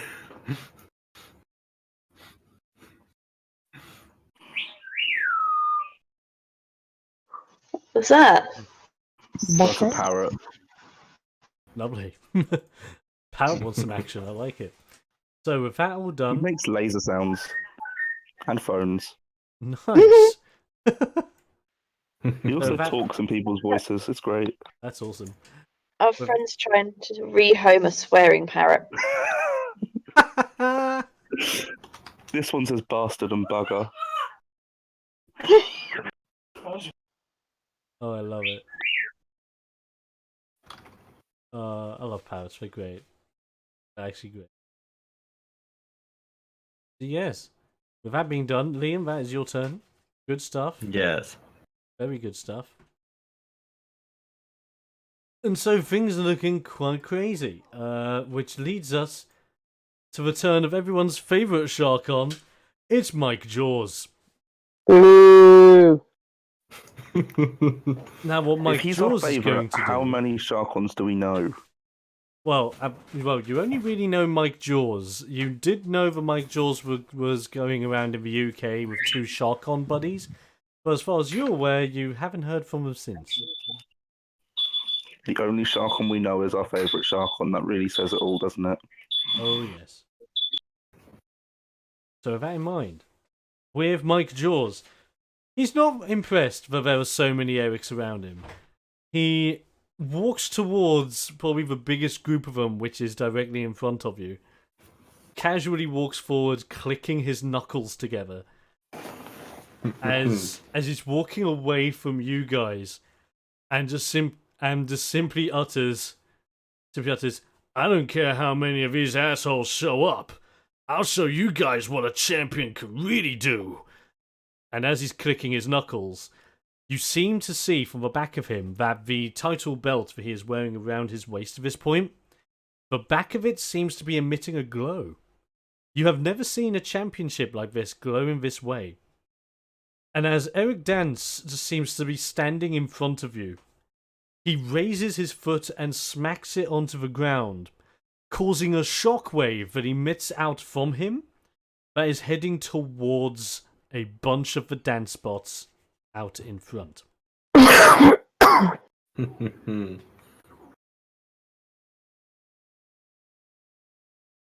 It crits. Oh wow. Oh wow! This shockwave goes directly forward, destroying, or should I just say, colliding at the moment, every single dance spot that it hits. It has successfully hit 6 dance spots. How much damage Nobody did it do? applaud. I'm just going to Nobody calculate applaud. it. Nobody applaud. I'm not applauding. This is him making up for everything so far. And it's still not enough. Against all of these dance spots, he rolls 56 points of damage to every single individual bot. damn. Jesus Christ! Not just destroying them, but annihilating them. Literally ripping them apart, leaving them as just pieces of steel and wire scattered throughout the floor in front of you. Damn.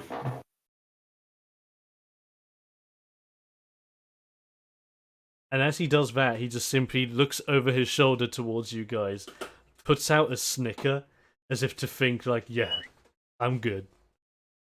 And as he does that, more doors open.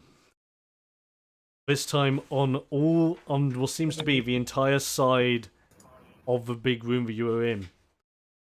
There are now 24 Eric Danse robots in this room.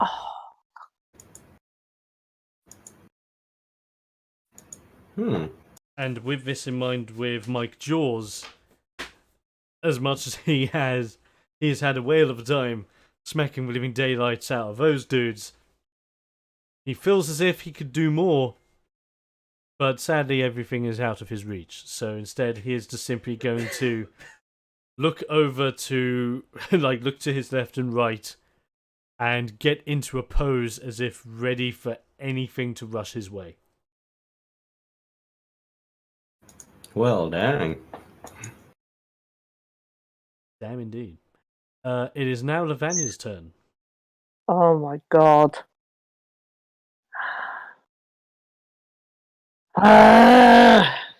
Like, no matter what we do, more of these bastards come along. That fucking mad scientist has just stepped on a non-negotiable big ass fucking landmine. Yes. We're gonna. Oh man. You sound a little bit stressed. Do I? Do I? I haven't noticed. Just in his like smoking jacket with a. You seem a little stressed.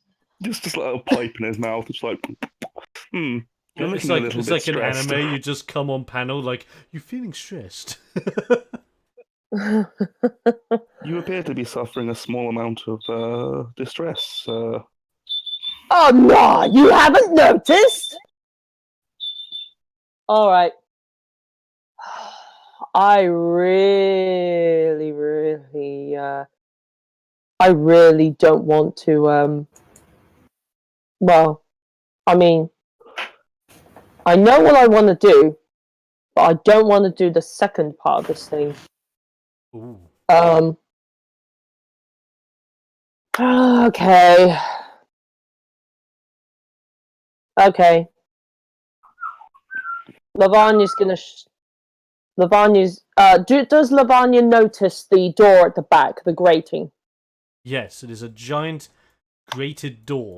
As far as you're aware, the door has not been opened yet for any of these bots. These bots seem to be seemingly coming out of the walls as if they're just being pumped out by an outer mechanism that's just shooting them down towards you guys. Can I ask a quick question? Yes. Of these walls, is there like a pattern to how they're coming out? It doesn't Is seem there to like a be. It set seems to number? be sporadic, as if it were. Yep. Like, one door may activate a multiple amount of times, bringing out a big Right. queue of them, whilst it How may ma- just be like 1, 2, 3, 4, 5 down single way. How many doors are there? You have to do an investigation on your turn, I'm afraid, Doug. No worries. Mm. That's fine. Anyways. Okay. Lavania is going to pretty much run. Like, Lavanya's gonna shout, like, everyone, we can't take them all on. Get to the fucking door. Get to the fucking graded door.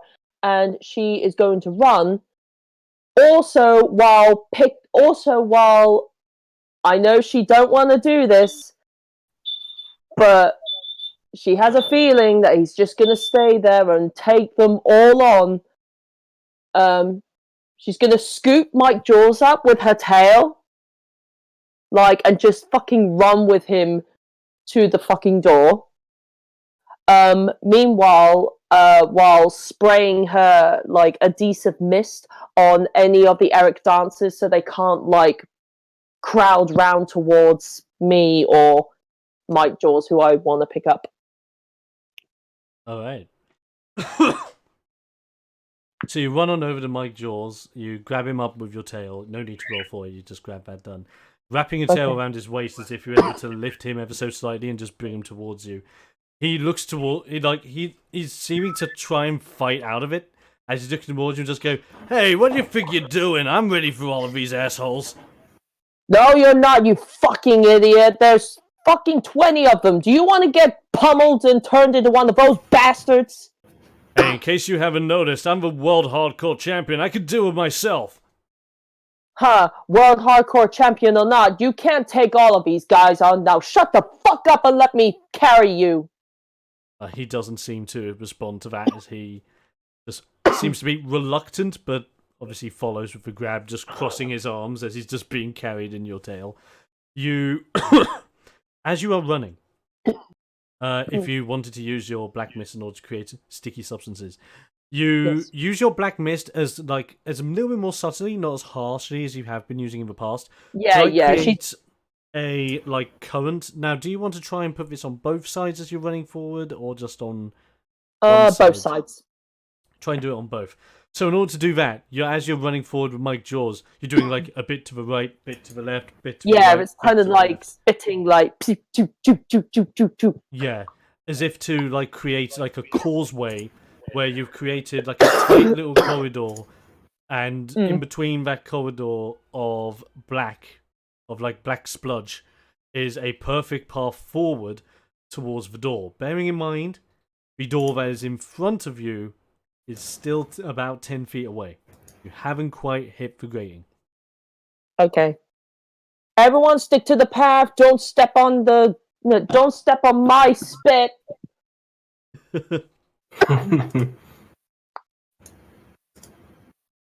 Where am I in relation to the path and the door? You are behind where Lavanya started doing the path. Right. So effectively, you've still got a pair of dead spots with you that recently German suplexed you, but you're far away from the black sludge that you're not going to be affected by it just yet. Okay. Right, And now, is that going to be think your that full would- turn, I think? I think that would be my full turn, unless there's anything else I can do. Probably not, because I've done my bonus function. I've done my normal function, but I didn't use it to attack. So I'm going to say I'm pretty much done, unless there's something else I can do, but probably not. Yeah, I believe that is pretty much what you can do as a brawler. Yep, that's fine. I'm cool with that. Cool. With that in mind, before we roll back up the list again and head back to Erg, I'm going to quickly set this to be right back, as I'm going to grab me a drink quickly to help with my throat, and we're going to continue, see what happens with you crazy guys. Bear with me a moment, and we'll be right back. Damn it, Tom, with your goddamn cliffhangers! But I got a drink, yo! Yes. Anyway, right back. If I bleed tonight, if I am sad tonight, I don't have a job to find. And if I work tonight, if I'm so tired tonight, I'll fall asleep when I'm home. When I'm home.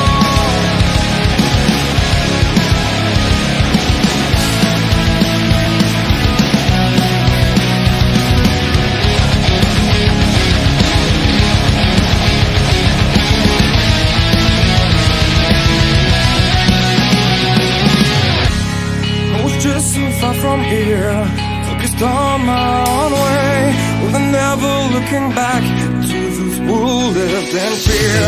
There was nothing I could do. There was nothing you said that could make me realize how much lucky I was. Just out of reach of the fire, was not aware of the nightmare.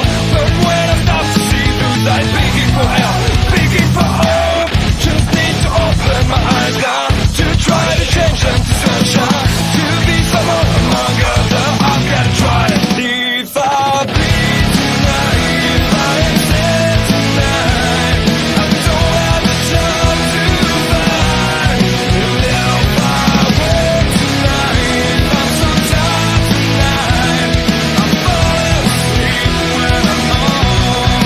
When I'm gone, no place to go, no one I can see. Ooh, that's the time of the light. I can see my life is crap. I have to see them too. I just live into my world, far from the pain, the feel. Was out of reach of desire, was not aware of the start of hell. But when I stop to see those eyes begging for help, begging for hope, just need to open my eyes now to try to change them to sunshine, to be someone among others. I've gotta try. If I bleed tonight, if I am dead tonight, I don't have a job to find. And if I wake tonight, if I'm so tired tonight, I'm falling asleep when I'm home. I was so wrong, I was so blind, I was so dumb and out of time.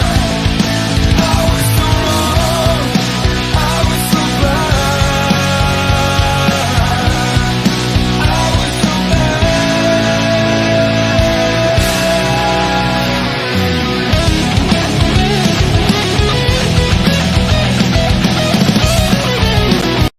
Yes, let's do this.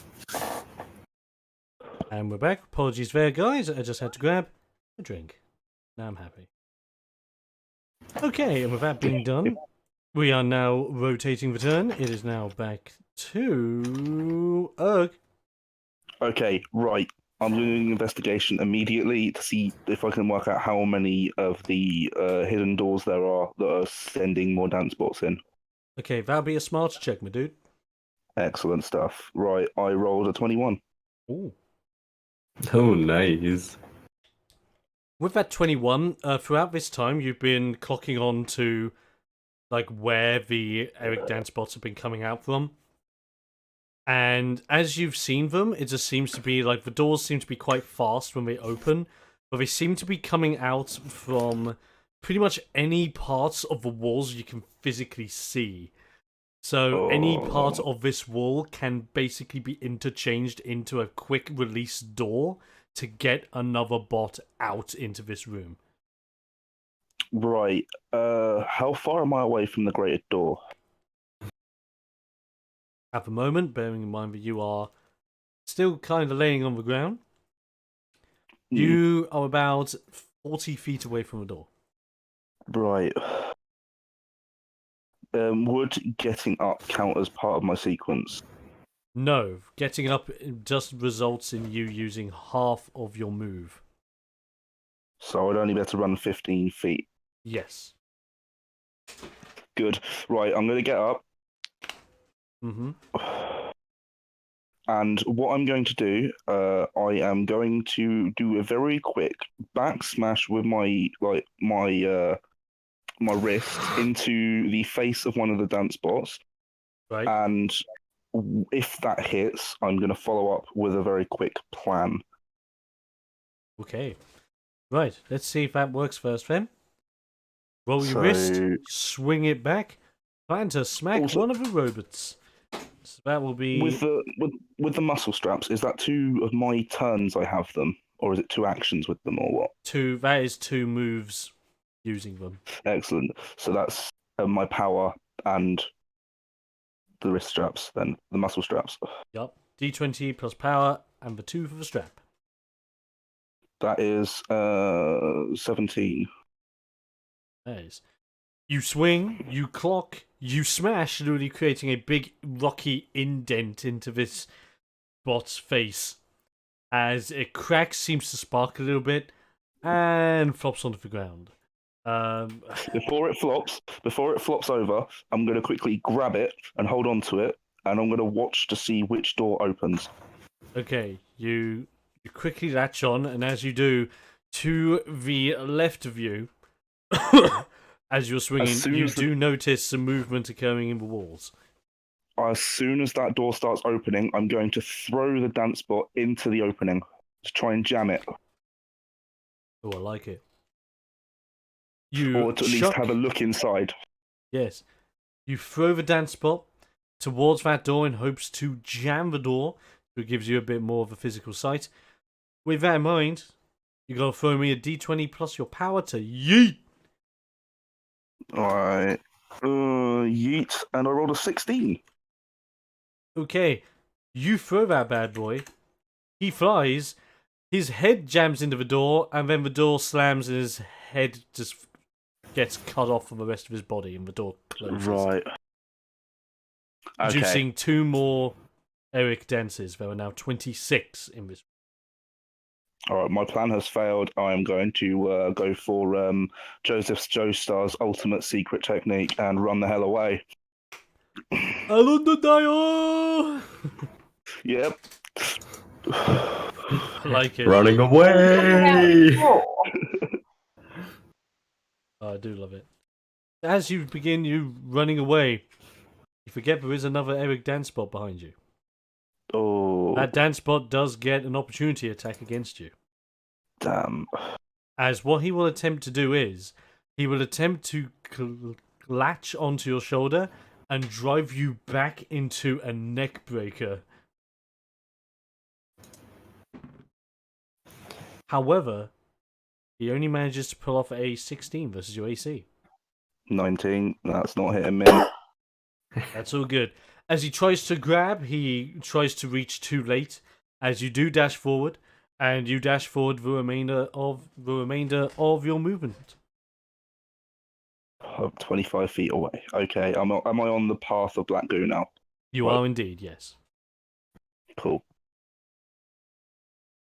And before I end my turn, I'm gonna turn around and just stare at that dance bot and give that one a larger than life, just to hinder it. Okay, can it roll a 6? It does. Wow. Youch. You try to be intimidating again, as this dance bot is still unfazed by anything you try and throw at him.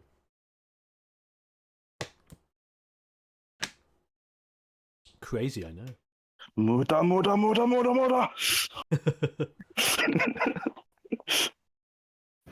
Okay, with this in mind, it is now the turn of Bumper. Well, before my turn ends as well, as the guy grabbed me, I'd like to imagine, just because the muscle straps are going to run out on my end of my turn, so I'd imagine he just grabs at me and grabs the muscle strap and pulls it off me as I'm running away. Sure. Just to give it some flavour. Give a bit of flavour, I like that. Okay, well done. It is now the turn of our Lopland Bumper. But because he has... I was going to say, is there a door that they're coming out of? The walls themselves seem to be just a series of doors that just seem to rotate open and bring out another bot whenever one dies. Can I try banging one of the doors inwards? You can indeed. Luckily, when you took out the dance spot from last time, you have been right next to the wall this whole time, pretty much surrounded by other dance spots. Pick up the bot that's been taken out and whack it against the door. I like this idea. I like this idea a lot. Because you're being intuitive with this newfound idea. You attempt to pick up the bot and smash him against the wall as if to produce that of a door. As you smash, I want you to roll me a d20, but because you're using your intelligence to do this, roll a d20 plus smarts to throw this bot against the wall.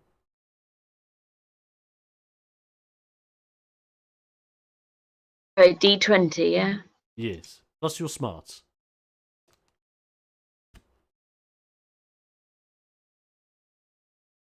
Think.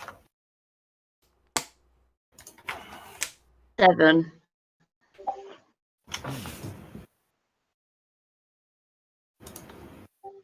Even though it is a fantastic idea, you go to grab the bot, and as you attempt to use all of your might to swing it against the door, instead of swinging the entire bot, you swing the bot's thigh.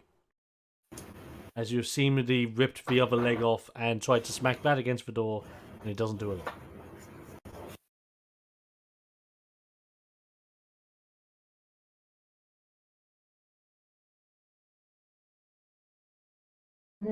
I've just remembered the perfect quote that accurately sums up this fight.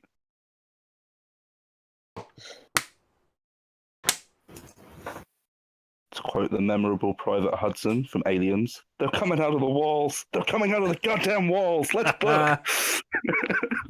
Love it. Classic Hudson. Love it. Jess, is there anything else you wish to do on your turn?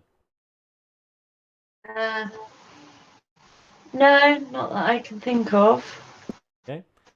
Do you even not wish to run towards the big grated door that everyone's charging towards at this point? Well, yeah, I can do that. That's alright. You run! Run, rabbit, run! As you begin running towards that door. You are on the other side of where the black sludge line is. So effectively, if any of the bots tend to go for anyone, they might have to go for you before they try anyone else. But we'll see how that goes. In the meantime, you're okay. With that in mind, we will now move to Shahir, who is on the other side of the room, in a very similar situation, on the verge of being surrounded by dance bots, and feeling a bit left out because he's now the furthest one away from everyone. So he's gonna do something really cool. Shahir, using his spider-like antics. First off, he's gonna roll for something. See if this works. Oh god, yes. He takes his multiple arms as he produces all of his arms out from his back and begins to fire a couple of webs from his hands up onto the ceiling as he swings from his current location right to the grated door. Ooh, nice.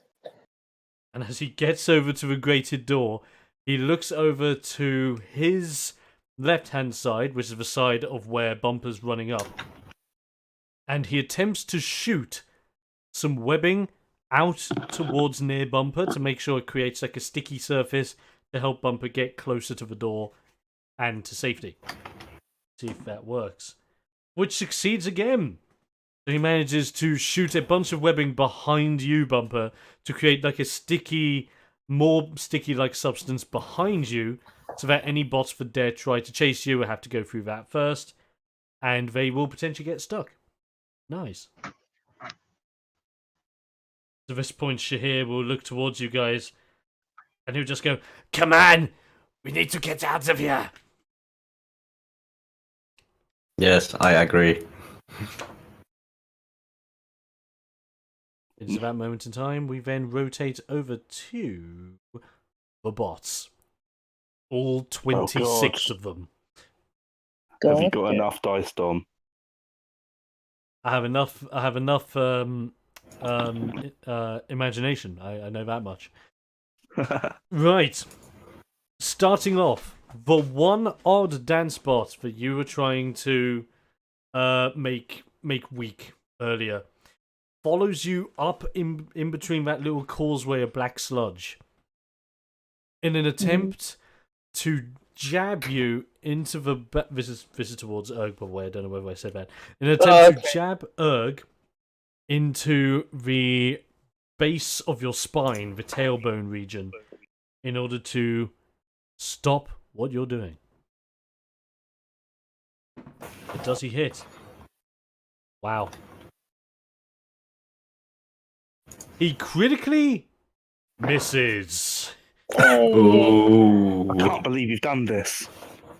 Effectively, what happens is you can sense the Welcome. Nice one. Thanks you, Turbo Bucky, for the follow. There is effectively a run going on as he is running towards you, but as he is running towards you, he just seems to go as if he seems to have like a power functioning failure, and he freezes in place. One arm in the air, aiming downward, but seemingly frozen. His turn is over. He had a blue screen of death moment. I'll just look back at him and tut and shake my head disapprovingly, just mocking him.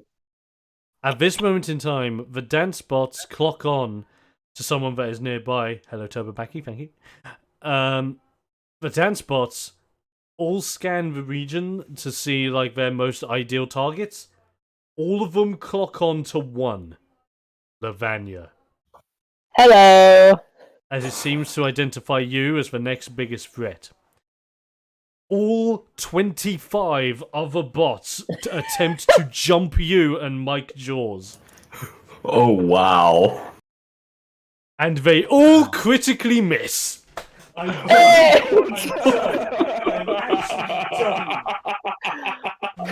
Like, Holy crap. I'm imagining, like, oh my god.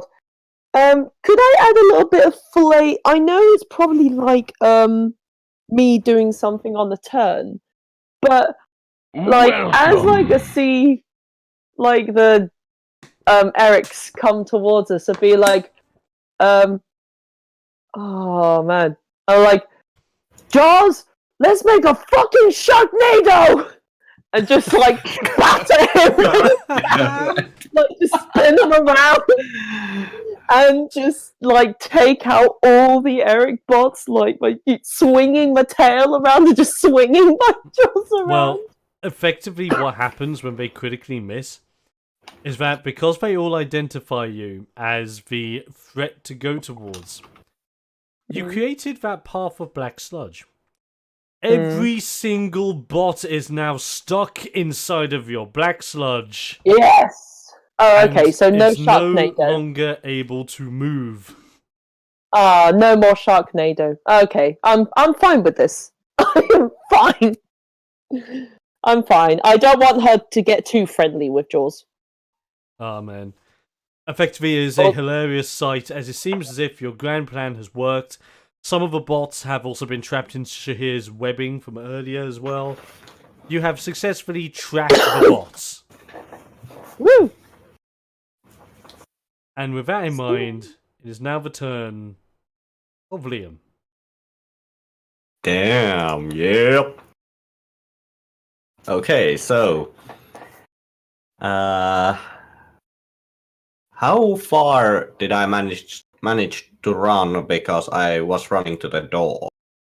You ran, because you didn't quite move in your last term, you ran your full speed forward. So with that in mind, you're just behind Lavanya and Mike Jaws, but in front of Erg. So bearing in mind, Erg's about 15 feet away, Lavanya's about 10 foot. 10 foot away.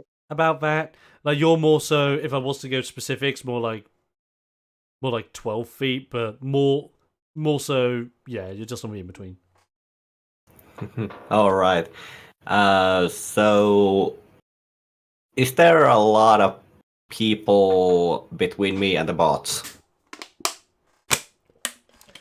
Between you and the bots, not necessarily a lot of people. Like, the bots are trapped on like the black goo on both sides of you at this moment in time.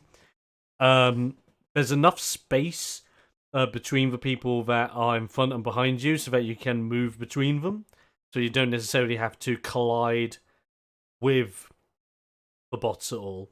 Or collide with the black sludge or anything along those lines. Alright. Well, I'm trying the same thing I tried before. And I will take the lovely yellow powder and try to spray as many as possible with it. I'm starting to get the idea that you're really addicted to this attack. No, it's just so effective. News just And in. Like Luchador Azarian addicted to yellow dust. Yeah. Is it a drug or is it a lifestyle? You decide. I like it. Right. With that in mind, you know what I'm gonna let you do? You get to run the rest of the way up. Up towards the grated door, and as you are, you're just spraying mist as you go.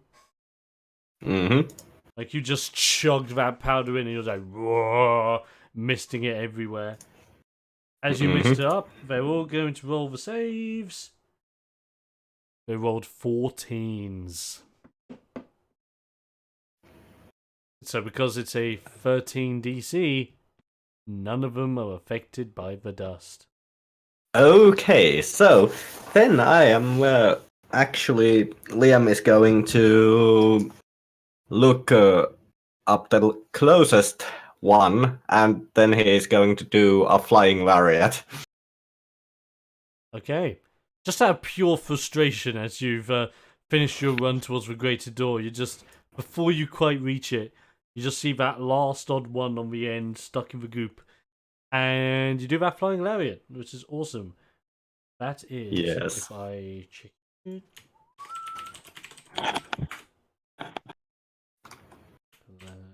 When it wants to. A flying lariat? Why aren't you? Flying Larry. That's just going to be the name of one of my attacks. For Flying Larry. Okay, so that is a D20 plus your cunning. Yes, with favor because of lovely masked power. And that's a 19. Oh, Nice. nicely done. Out of a frustration that you hold inside, you simply just fly up and lariat that guy in order to clock him out. You ended up larrying him across the shoulder line, and as you do, basically cutting his head off again, similar to what Erg did from earlier. His head also landing into the goop, that his head just slowly gets encompassed and stuck where it is. The body still staying upright, as it just seems to be stuck in place. But you do notice a couple of doors from behind you when you first enter the room rotate, emitting 2 more Eric Dances. Or a couple more. God damn it. There are now 27 Eric Dances in this room. 2 of them are 25, not in yeah. sludge. Uh-huh.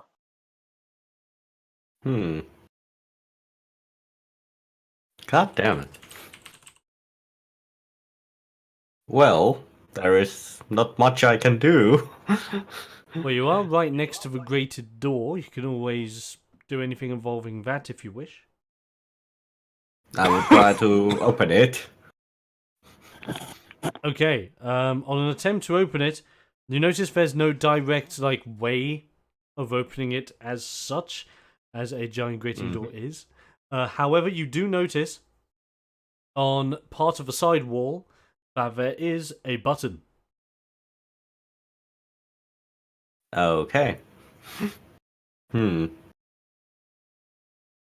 I think the only way is to press the button. You push the button. As you push the Does it button, let the you know? grating, you just hear this alarm go off as the grating just slowly raises. As it raises high enough to go to your height level, and you have effectively opened the door. Nice.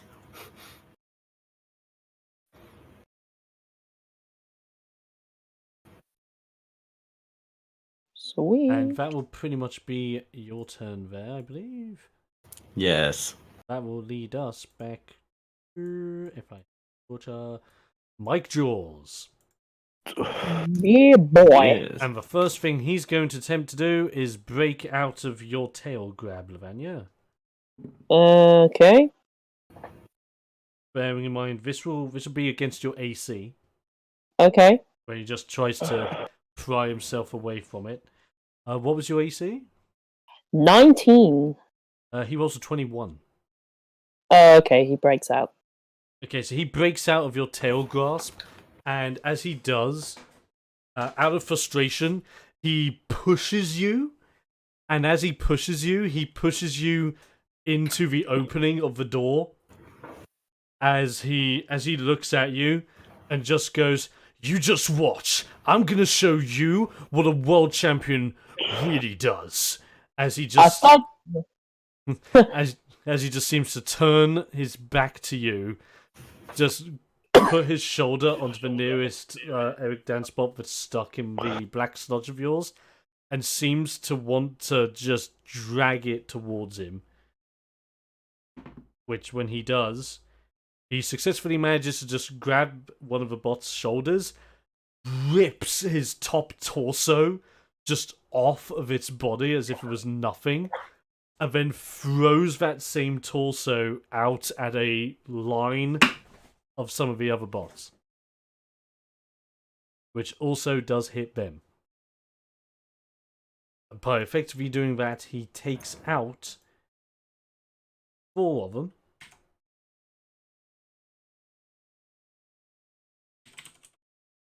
If I just do this quickly.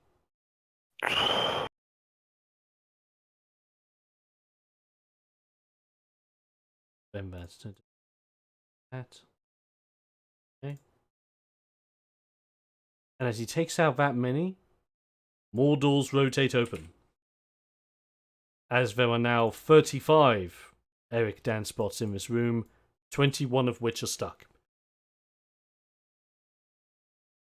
Oh boy. And as he seems to have done this on purpose, as he does understand how the mechanics of this room work, he just simply shouts towards the rest of the group, "Get your asses out of here and leave this to the man."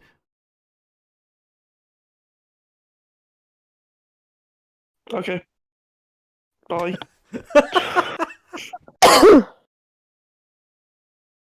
As he's just like in like just this like vicious like look, like teeth out, ready for battle, ready for war even.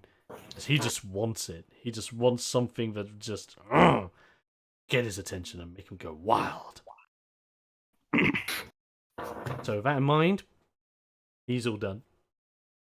And from there, we go to Lavanya, who has been chucked through a door. Whee! Yeah, so she's chucked through the door. Yes. What the feck do I see?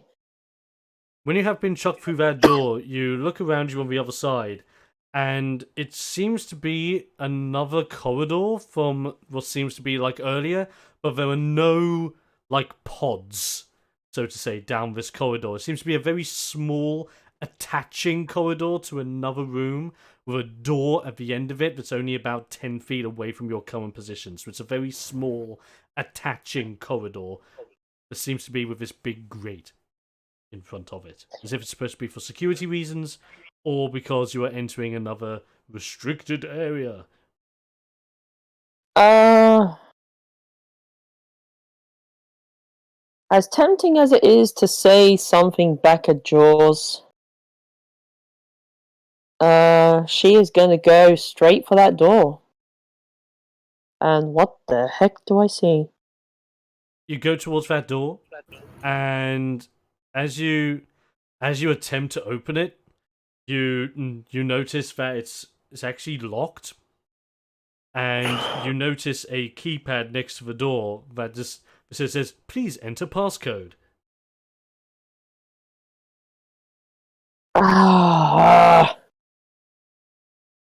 Just numbers. Yeah, is it just numbers? Just numbers.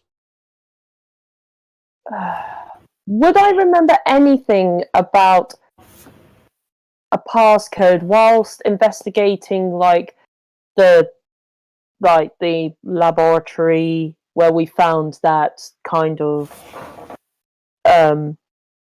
half torso do in that large capsule and anything at all? Would I remember anything from that? No, Fuck. because Okay. you didn't investigate anything of the sort prior to this moment.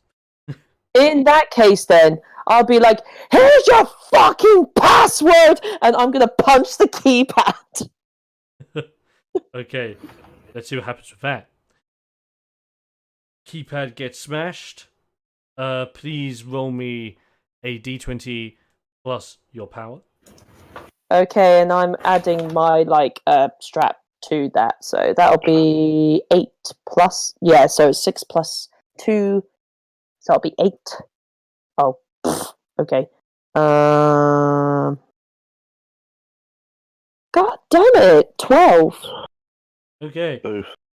You go to smash. Instead of smashing it completely, you just bang your fist onto the keyboard itself, pressing multiple buttons, including the enter button. And as you do smash onto that, the keypad just seems to flash red and go, access denied. Please enter password. Well, ain't that durable? Durable keypad.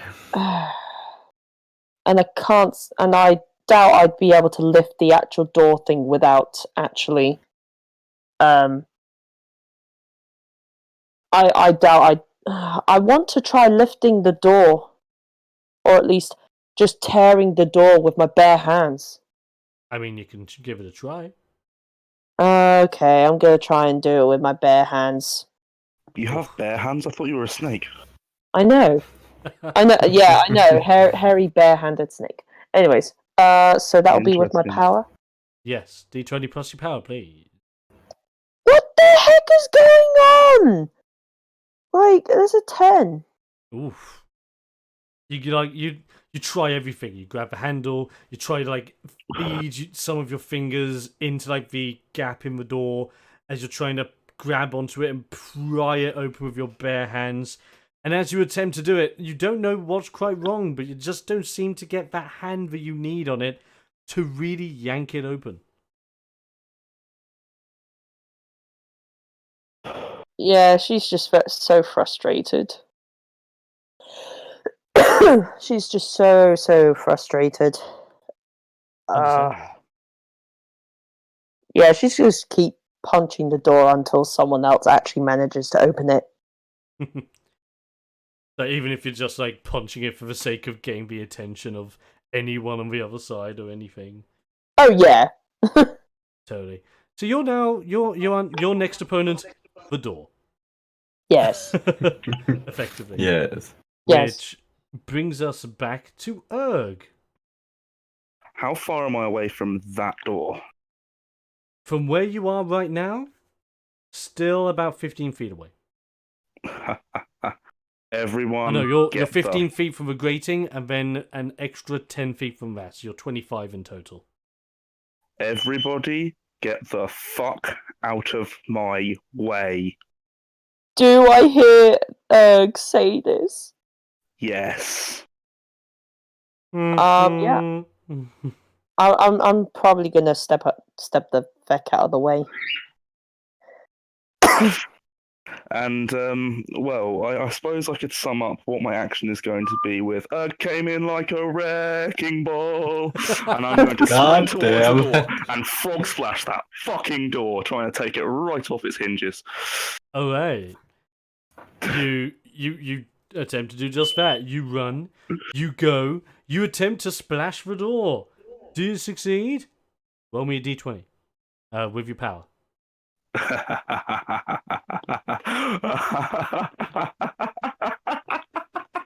Critical! Oh my god! God damn. Crit the door. Wow. Wow. Oh my lord. Effectively, what happens is you dash forward, you commit to a splash, and as you commit to the splash, you smash that door completely into, creating a Erg-sized hole in the wall. that has effectively caved in that entire wall that the door was attached to, creating a... Now the corridor is just an attaching corridor with no wall, no door, no nothing. I think in your work experience, Lavanya, you tend to call that a renovation. Yeah. Just turn around Yes. and just look at everyone. Guys, the door's open. And as the door opens, the Eric bots that are behind you all, the ones that are left remain, the ones that have been out, not in the sludge, and the ones that are in the sludge. The ones in the sludge, from those of you that are still in the room with them, seem to shut down and just lose all function. And the ones that have been out of the sludge seems to reverse back against the walls, and the walls just seem to suck them back in again. It's like as if opening, or in this case, smashing that door seemed to have stopped I prefer them opening. dead. I prefer opening. That's how Erg opens doors. Open. Just splashes the Well, door. surely shouldn't you have realised this from the fact that's the last time I opened the door, it was the wall. Yeah. Fair point. Fair point. So effectively, the threat that is around you guys, or some of you behind you guys, is now gone. Does this count as a win? I won It against would. that door, that's It for would sure. indeed count as a win. Yay! Okay. Dang. All right.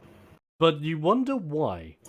Why would the smashing of a door stop all of these Eric Danse-like robots from effectively overwhelming you? Erg, when the dust settles from you effectively smashing down an entire wall, you raise your head. As you raise your head, you see a man in a lab coat. You see a man in a lab coat with his back towards you, looking at a capsule. Inside of the capsule is a young man. A young man No. that has his lower No. regions covered up, inside of a capsule of water with a breathing mask over his mouth and nose. The man in the lab coat turns around as he has a pen and a clipboard in his hands. And as he turns towards you, he says, "Ach, Miss mine friends! Ah, light on time! I see you're graced by my newest creations." It is Strongham. Strongham, your door's broken. Ah, yes, I need to put into consideration next time that Aglacons can create great holes in walls. I can create corridors, mate. Oh, don't I know? I have worked with Agricons for many years.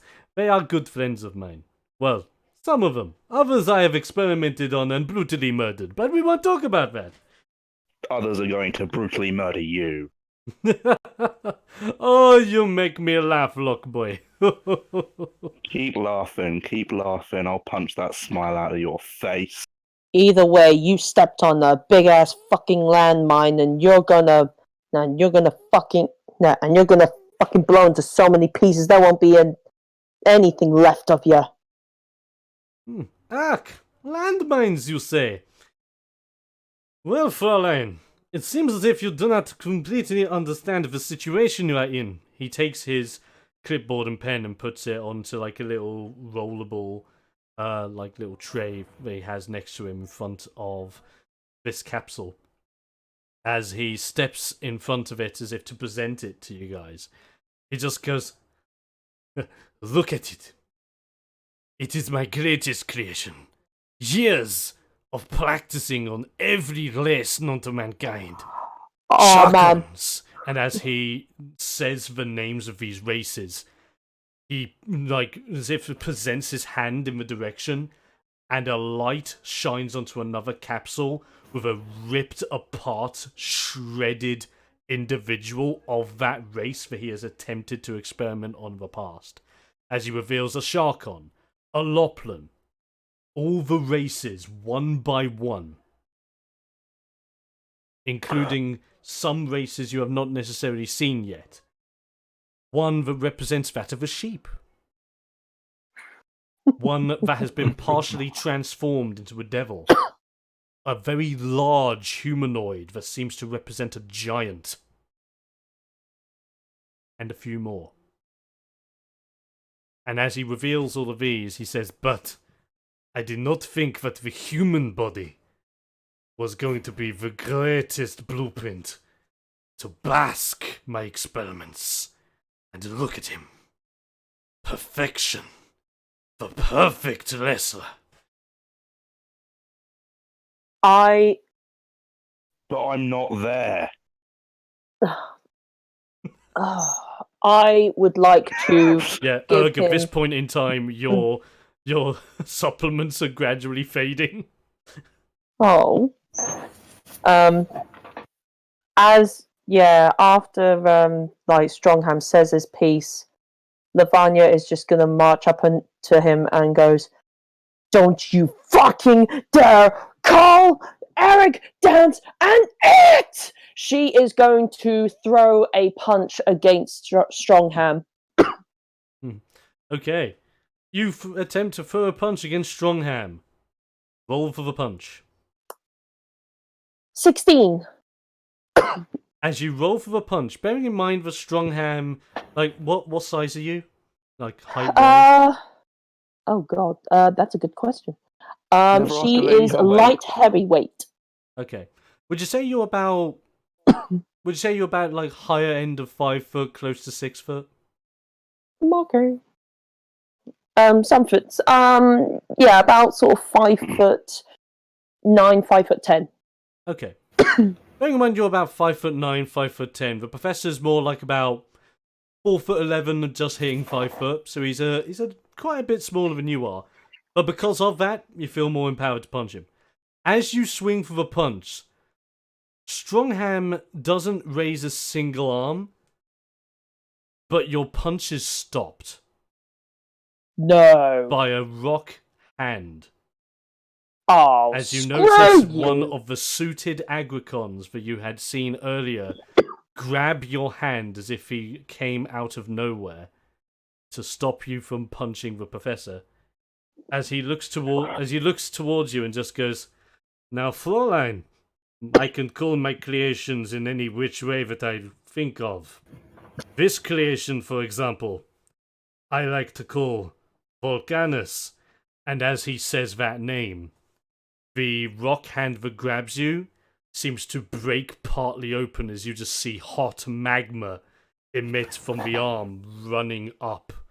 And as it runs up the arm, it actually starts to melt the suit off, revealing a wrestling attire underneath the suit that it wears, revealing a thick black-coloured agricon with magma underneath parts of its rock-like shell.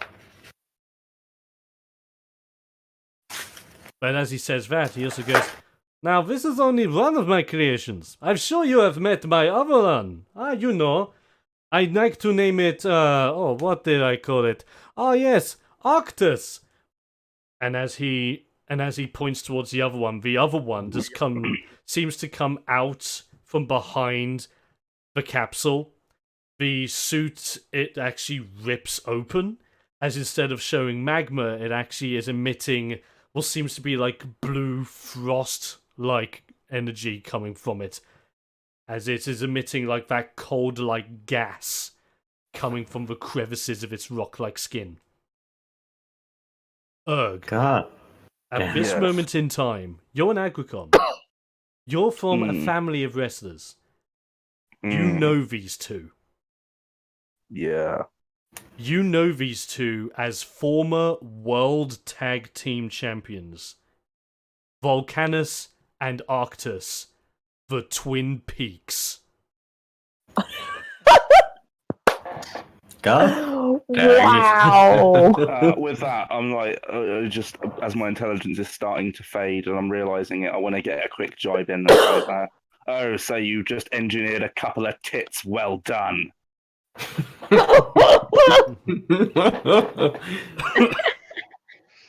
Nice one. And she just goes, "Ah, yes, Volcanus and Octus have been world heavyweight champions in the past, and they were all amazing experiments.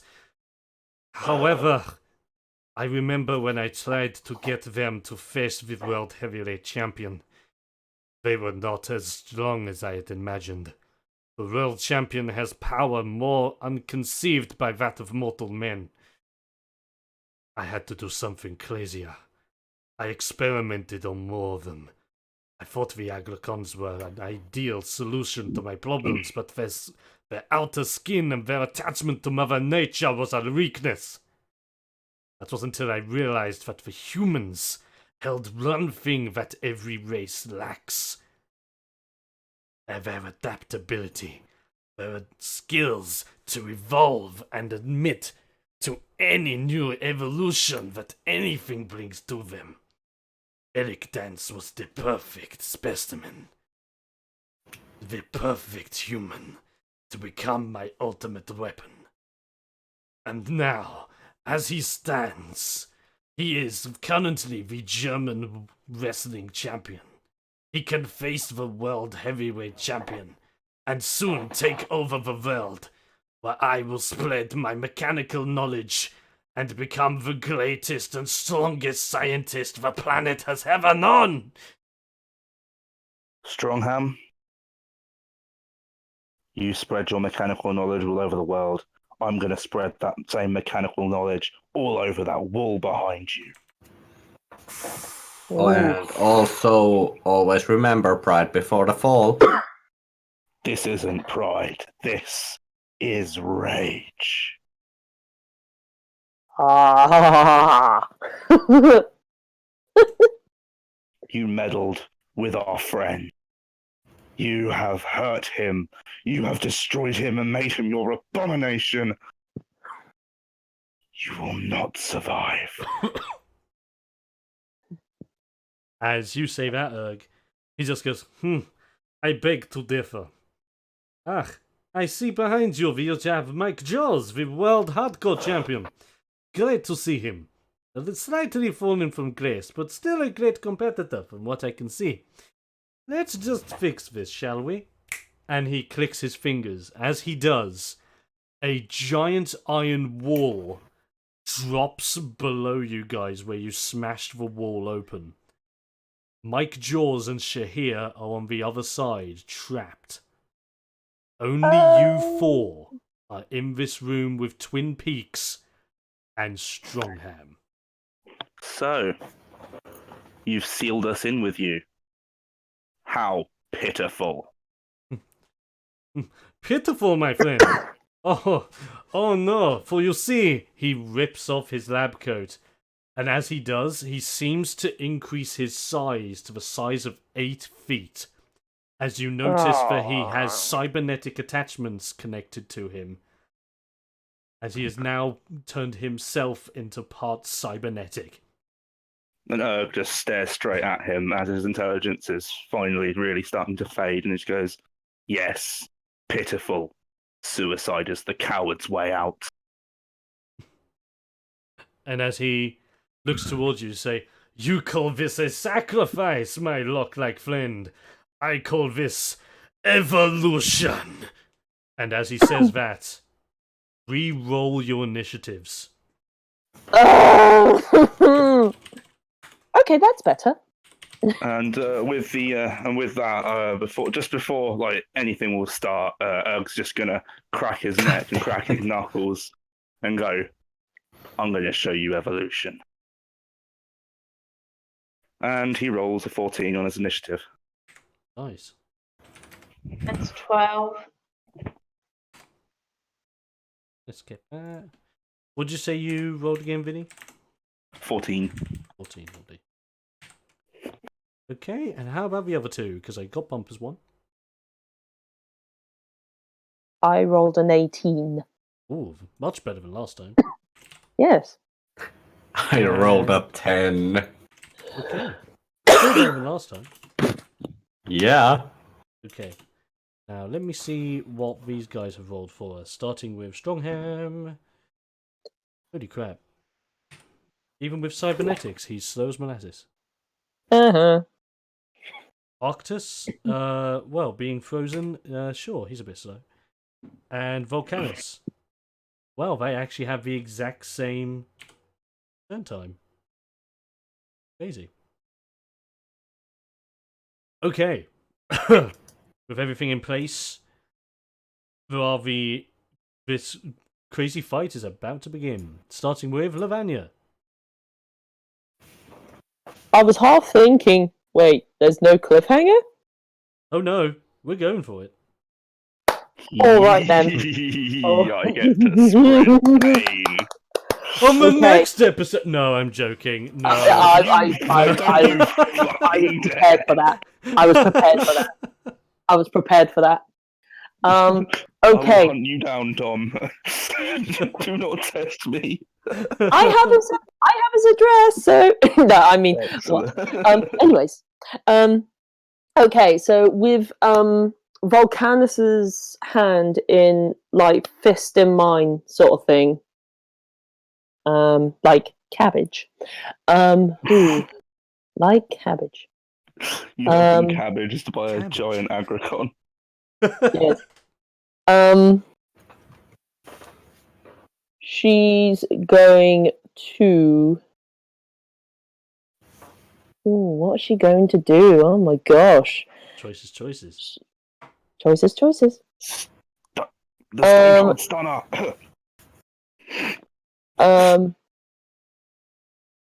She is. Okay. She So, is going. Whilst you're thinking, by the way, just to put into perspective for you guys, they're Mm. about 10 feet in front of you. Behind them is the capsule that Eric Danse is in, and he's currently in a sleep-like state, not involved in this fight. And directly in front of the capsule is the cybernetic, blown out of proportion version of Professor Strongham. To his left is Volcanus. To his right is Arctus. Right. Okay. So, with that, Lavanya is going to attempt to use her snake mist and spray it in Volcanus's eyes. Ooh. Oh, my lord. Good joke. Good shout. Okay. Yeah. You attempt to spray it in his eyes. Yes. Because you are spraying it into his eyes, I want you to first roll me a d20 plus toughness, please. Okay. I think it's that. I'm going to double check to be sure. I know your toughness is 6. Yeah, my toughness is 6. Okay. Please. 25. Oh, do it. and Dom. I rolled a 19 on a Dom. d20. Guess what this means? She crit. it. She crit with her black mist. So, She crits. That's it. there you Yeah, go. she crits. That's it. You spray that black mist so hard into Volcanus' eyes that it just seems to encompass him, as well as some of the remainder of his face.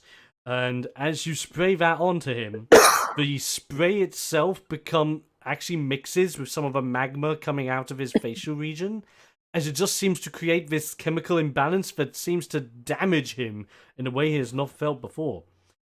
For damage, you already deal 6 plus your toughness, so that's 12 damage already. Roll me another d6 and add your toughness on top. Oh, that's a 1. But like, I rolled 7.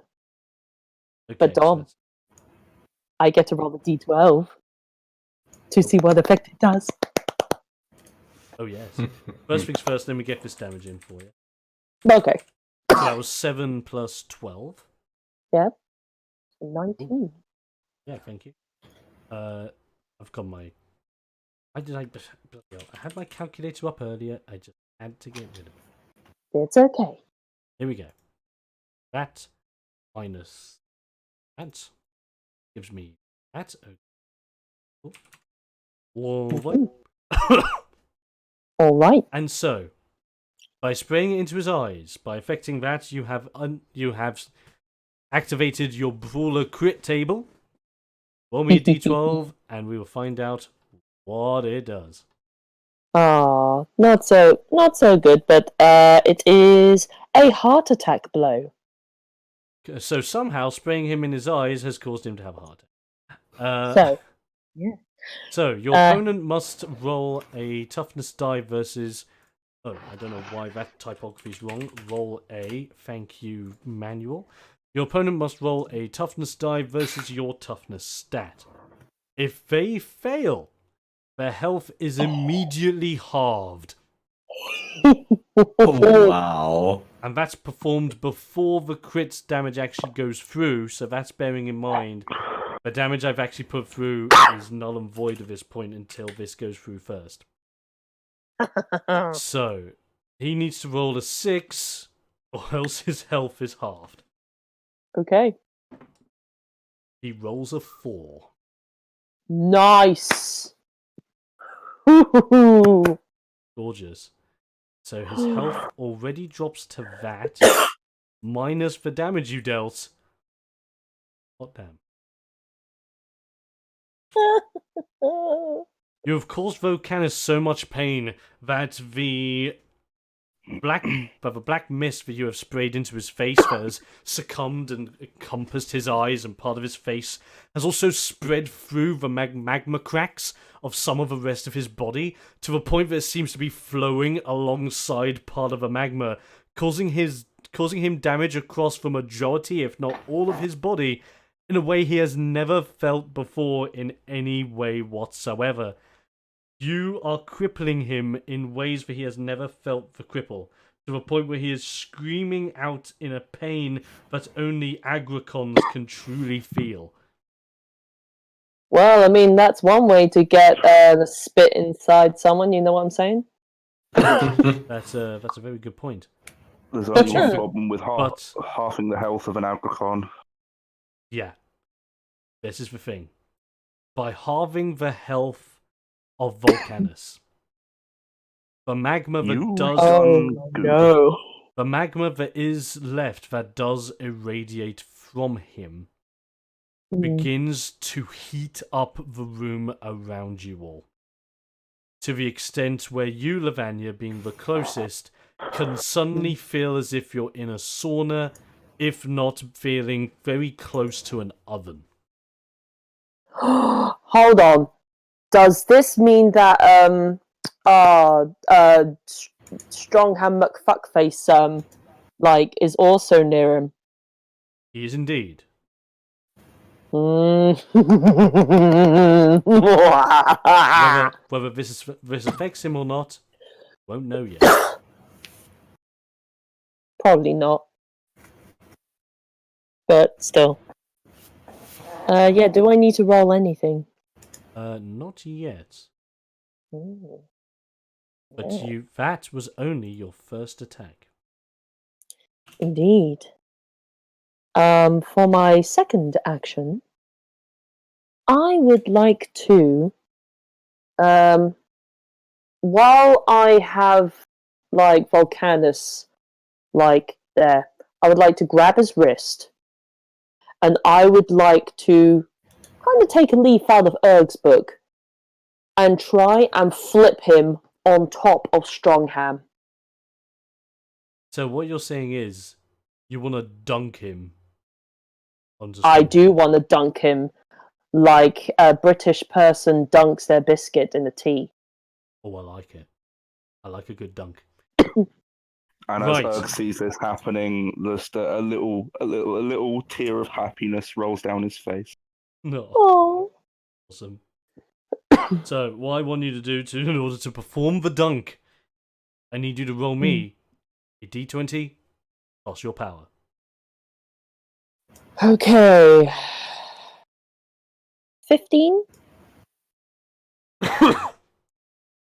You grab him by the arm, and as you attempt to use your force to whip him over into Strongham, he seems to stay perfectly still. It's not quite strong enough to lift him. But grabbing onto his arm does do something. Yeah, You probably must roll is. me a d6 Okay. and tell me what you get. I rolled a 1. Oof. As you roll a 1, as you are latching onto Volcanus's arm, you suddenly feel that whilst you were trying to flip him, part of his magma had seemingly steamed down your arm and scarred you with pure hot magma just seeping down that arm of yours as if his blood is causing severe pain. Okay. That deals 8 points of damage to you. I am going to reduce that damage, if I remember what die. Let's see, it's a d6, so let's roll that and see what that does. Oh, that just reduces it by 2, so it's going to be a 6. Okay, 6 points of damage. Alright. Okay, and with that in mind, you have done 2 attacks this turn, and... I would like to do a bonus function. Oh. I would. How far is Strongham from me? So from where you are at the moment, Strongham is literally about 5 feet next to where Volcanus is. Hello? Hello, did you hear me? From where I am, Strongham is, and then you cut off there. Oh, he's about 5 feet right next to Volcanus. Perfect. In that case, then, if I can't bring Volcanus to Strongham, I'm going to have to bring Strongham to Volcanus with my boa constrictor tail. Oh. A smart move. Alright. So with your boa constrictor tail, Mm. they must roll a power die and roll however their power to escape a headlock or be stuck in the hold for 1d4 turns. Mm-hmm. Okay, let's find out. Strongham is not that strong. He only rolls a 3. Strongham, more like Weakham. As you seem to latch your tail, how are you attempting to latch your tail to him? I'm going to latch it. I'm going to wrap it around his neck as if I'm strangling him. Okay, with where you are at the moment, the best you can possibly do is wrap your tail around his leg. Okay, then I'll wrap up my tail around his leg then. That's alright. And he is wrapped by your tail, if I just mark this down. You can mark this down on your side as well if you want to know. He is wrapped by your tail for 3 turns. Okay, 3 turns. Perfect. Like, I'm imagining her being like, Samson, where he's like literally tearing down the building with his bare fists. Oh, yeah. Like, just tearing things apart. Alright. Yeah. Like, at this moment in time, Strongham looks down at you as you've wrapped his leg, looking at Volcanus, and just going, "You may mess with one of my creations, Fräulein, but I am simply one of my greatest creations." Fuck you. Fuck you and everything you stand for, you fucked up piece of shit. I'm gonna make sure you don't die or anything of the sort. I'm gonna make you submit to me. Woof. Some may say that's erection zone, but I won't go there. Anyway, Oh yeah, I keep forgetting to add my +1 to the damage rolls. Yeah, sadly you missed out on those. Sadly. Fuck me. Oh well, next time. Next time. Yeah, next time. Yes. And by the way, if you are keeping touch, that was indeed an innuendo for the ongoing game of Innuendo Bingo. Bingo. Yes. Remember to cash your innuendo points in if you do have a full card. There you go. Anyway, that is your full turn, Lavanya. Well done. Good stuff. Thank you. Very well done. As we move over to the man moved by your attempt of dunking. Erg. Erg can't really. I mean, he's already dumb again, but he can't think straight in any regard now. He is just a mountain of rage. And with that, oh no, somebody has pissed off they have pissed off a quiet, gentle force of nature. Mm. And just because Volcanus and Arctus are bigger than him does not mean anything. Erg is going to go straight to Arctus without even, no thought at all taken for what could happen to him. And he is just going to smash him to the ground. Nice. Just literally do a jump and a punch down with the jump onto his face. And did you say that was on Volcanus or Arctus? Oh, on Arctus. Okay. Otherwise. So you're gonna do like that jumping downward punch down. See how that goes. As you jump towards Arctus, you lay the smackdown, or do you? Roll that d20. Add your power. And that is 21. That will do it. And as you drive your fist downward onto Arctus, you do smack into Arctus's kind of like the upper shoulder, upper chest area of Arctus as you stab down into it, driving Arctus back a little bit as he does put one hand onto the capsule to keep himself upright. The capsule slowly seeping with cold as he does.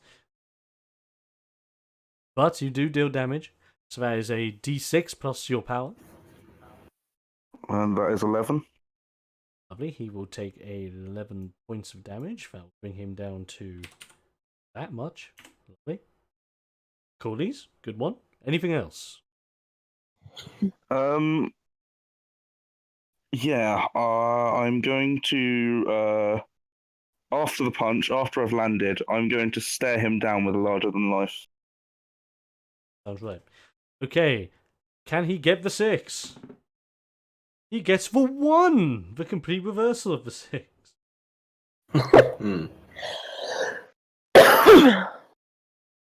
Very nice. So, with that in mind, you stare him down.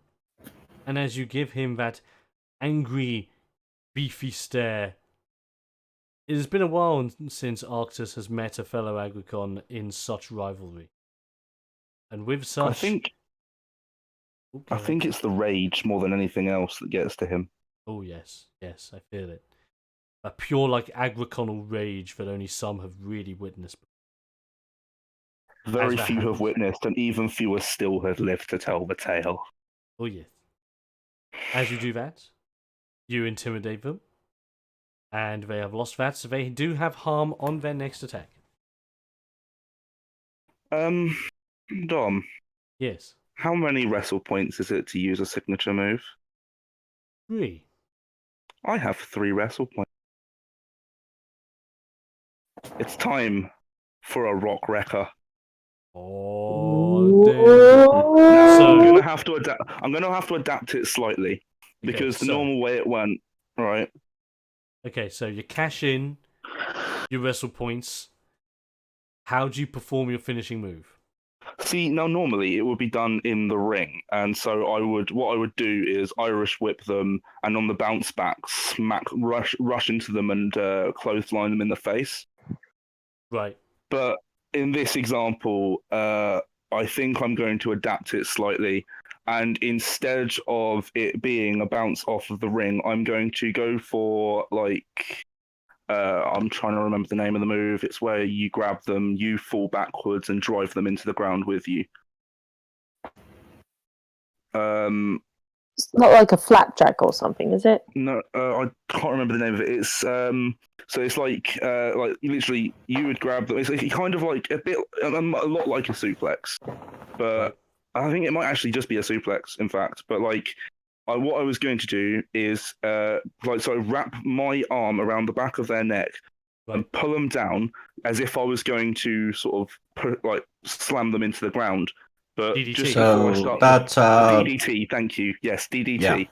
But I will feint a DDT, and instead of a DDT, they're going to end up straight on my knee. Oh. So Oh. DDT into neck break. No, into face breaker onto your knee. Yes. Oh, I love it. So your plan is nigh. Yet you must grab first. So please, roll me a d20. And because this is your climax move, just use your power, please, since that is your highest stat. Yep. No. Oh my god. Oh no. Critical. What? Critical hit? Critical. I rolled 28. Oh, Jesus! Oh, wow. Bloody hell. So, with this, you go to grab Arctus into the DDT, locking his head deep around your arms as you go to swing backwards and drive him downward. But as you drive him downward, you swing your leg out, bringing his face down onto your knee. And as you do, even the people around you can just hear crack and crunch as it's rock against rock. But your sheer force seems to smash part of the tip of Arctus off, as part of his icy, rocky exterior has just been shattered off by the sheer force of it coming in. So, damage-wise, you deal 12 plus 8. So that's 20. 20. Now add another d12 plus 8. That's an additional 16 points. You deal 36 points of damage. Do I get my sequence with my signature move as well? Okay, by using your climax move, your climax move will count as the second attack in your sequence. Okay, no worries.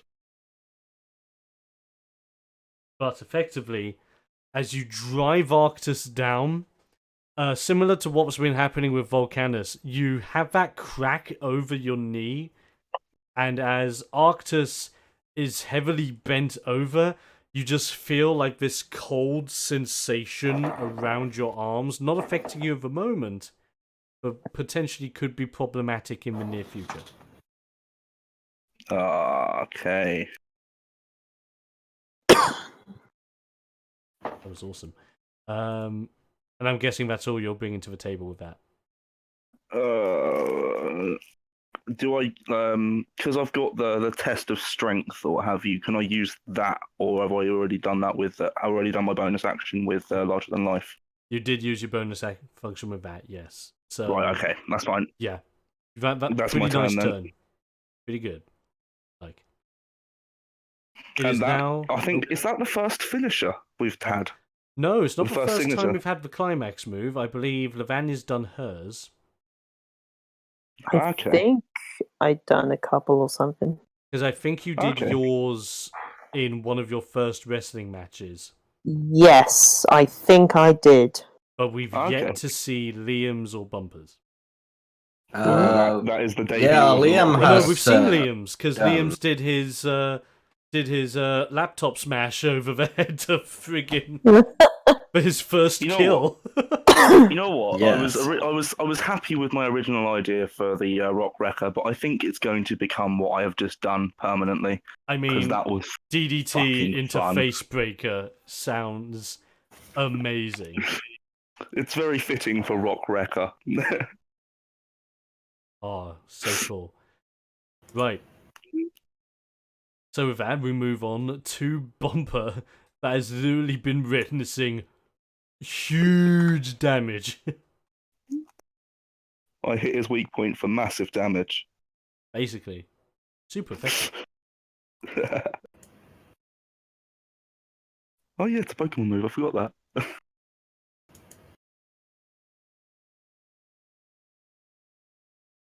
Is Bumper still with us?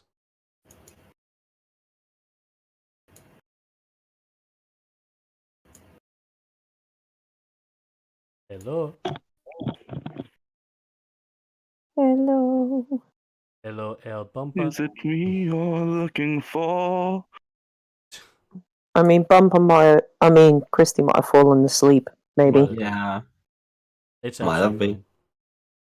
Well, if that is the case, Bumper would do what Bumper does and be highly classy when it comes to any and all attacks made to anyone at any point, because merch is extremely important.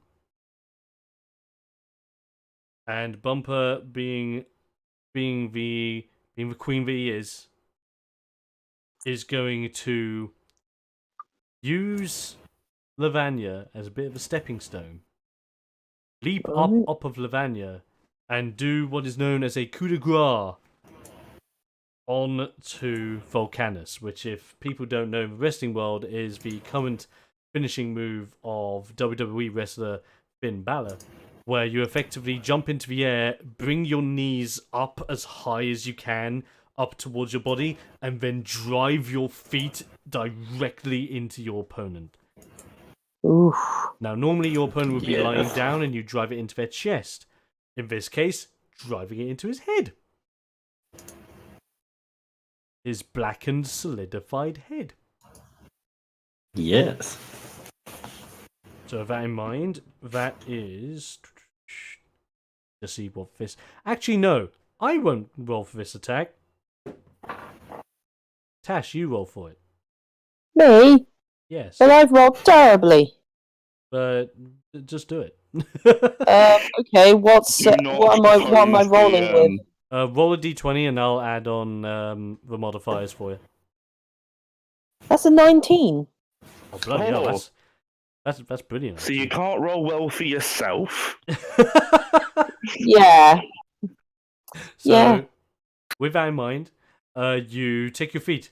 This is Bumper. Well, Drives Bumper. the feet into the head of Volcanus. Volcanus' head solidified by the black muck that you have spread into his soul at this point. Mm. And as she does, she deals she deals 12 points of damage. That will bring Nice. the total Nice. to that. Not quite defeating Volcanus, but as she lands that boot, she does notice the magma has seeped onto her feet. And see if that does indeed affect her, which it does.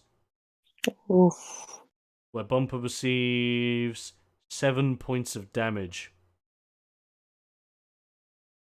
Ouch. But as much as Bumper is hurt by that magma, she will take stead and be so pissed off that someone dead touched the foot of the queen that he would, if anything, swing that very, if anything, just step away to analyze what's happening with the foot, and then snap out of nowhere, super kick. Nice. And it crits. Oh, Ooh. wow. As Bumper super kicks Volcanus just in the chin region, as the foot drives up and in deep. Dealing, bearing in mind that is dealing this much first. Let me just use my calculations. So that is that plus that. Then we roll this. Make an additional that. which will equal. With the super kick, she deals 23 points of damage. Oh, Damn. wow. Nice. And as a result, the Veloplan, that is also known as the current reigning Yakuza champion, if you remember, takes that foot, super kicks, drives through the head of Volcanus as a chunk of Volcanus's head is broken off because it's all like blackened and stuck together by your sticky substance. And Volcanus's lifeless body drops to the ground. Liam, you're not the only one with a kill. Oh, It jeez. seems like so. Wow. As Volcanus is dead, and then Bumper effectively just looks at her foot and her leg, and just goes, oh, now look, I just bought these tights.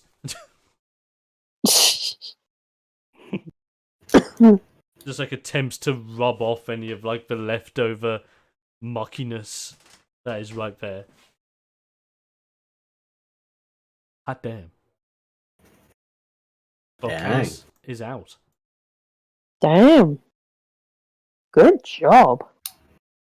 Now, with that in mind, Nice. Bumper's gonna just like spend the rest of that turn just trying to rub it off, cleaning the leg, because you know, can't be looking bad. You never know when the paparazzi will show up and just ruin your career.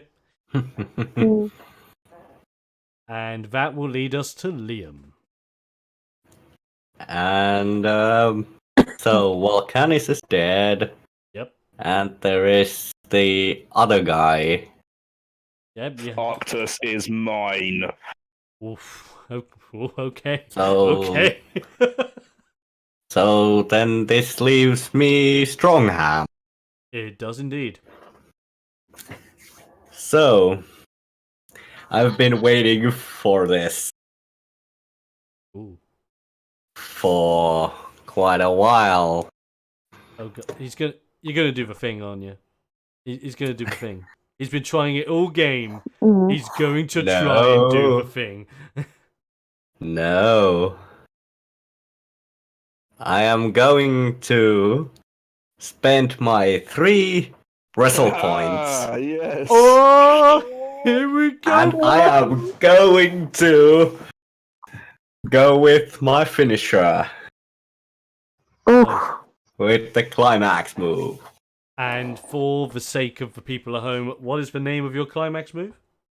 My climax move is called Hack and Slam. And Love it. your climax move, if I remember correctly, involves you seemingly coming into contact with that of a laptop, of which you smash over your opponent's face. Yes. And it just so happens that on that tray where Strongham put the clipboard and pen, there's a laptop. You take the laptop, you prime it in your hands as you open it up, you leap into the air and smash over the face, or you at least try to. Roll me a d20 plus your cunning, since your cunning is your highest stat. Yes. And it's going to be with favor. Oof. And that's a 19. Yeah.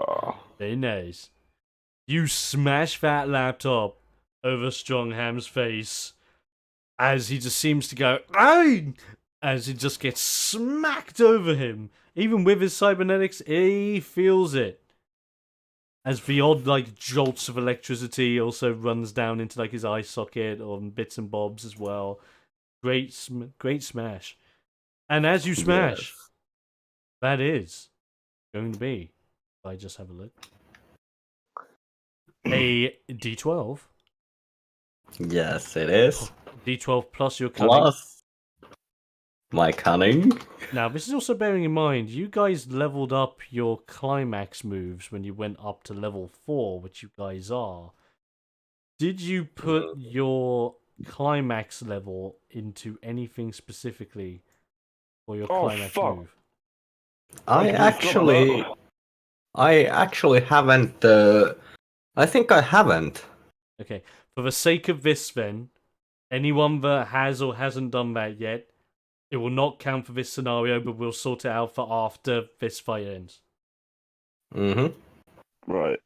Because I think that's a big thing that you might be missing out.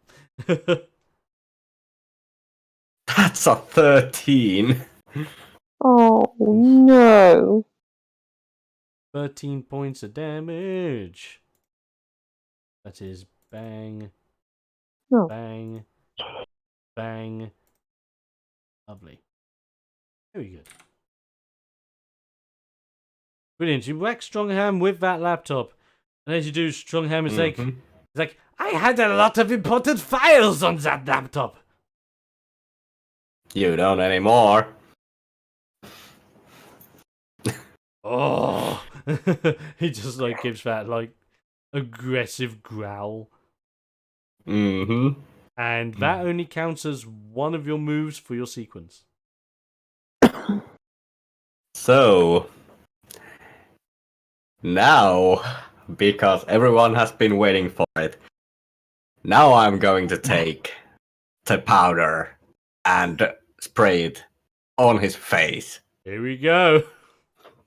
Okay, you spray Come that on, shit. come on. 13 or 13 or lower. Mhm. Let's see. The odds are with you, come on. Can't fucking believe it. Ladies and gentlemen, he rolled a 7! Nice. When it comes to it, Yolanda of the most important time. You spray that powder onto his Yes. face as he is left with a bright yellow mark upon it. My friend, please roll a 4-sided dice. 4. Okay. You are 4 turns away from seeing the wrath of God strike upon him. Yes. Which will be very interesting to see. Now, those are your 2 attacks this turn. Do you have any bonuses, or are you quite satisfied? I am going to move away from Strongham. Smart move. Smart move. Move a little bit away, because you know what you've planted on him. And now you play the waiting game. Yes. Very good. Okay, with that in mind, it is now going to be the turn of Arctus. With his face badly damaged by that of your finisher, Erg. Arctus will rise. And as he rises up, you just see that, it seems as if half of his face has been, crumpled over with the indent that you've made onto it. So he only has one working eye. And as he sees you, he just seems to, raise you up from, your kneeled down position when you were smashing him onto his knee. As he tries to take your head and smash it against Eric Dance's capsule. Oh. But will it land? That's cold. Pun intended. No. But that's only a 16 versus your AC. Mwop, mwop. As much as he goes to grab you, he grabs you, but he doesn't have quite the force to ram you to where he wants to go. But since he has raised you, he is hoping to give you a similar mark that you have given him by striking you precisely at your right eye.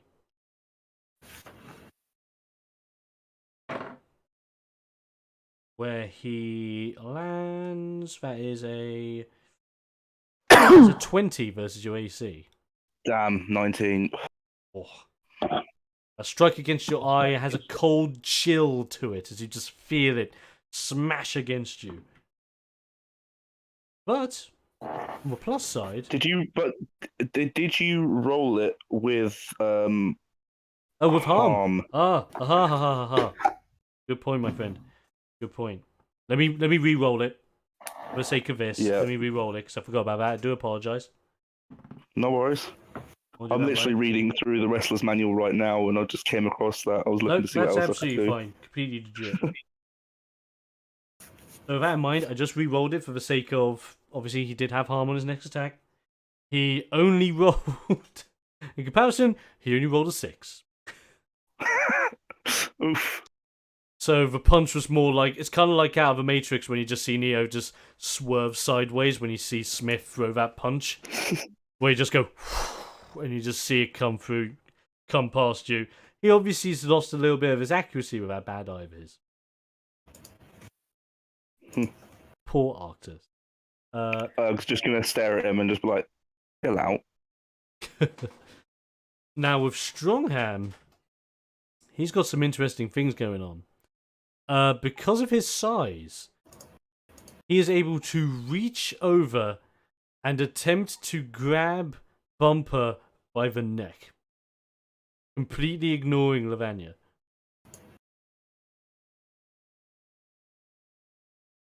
And he does land the hit.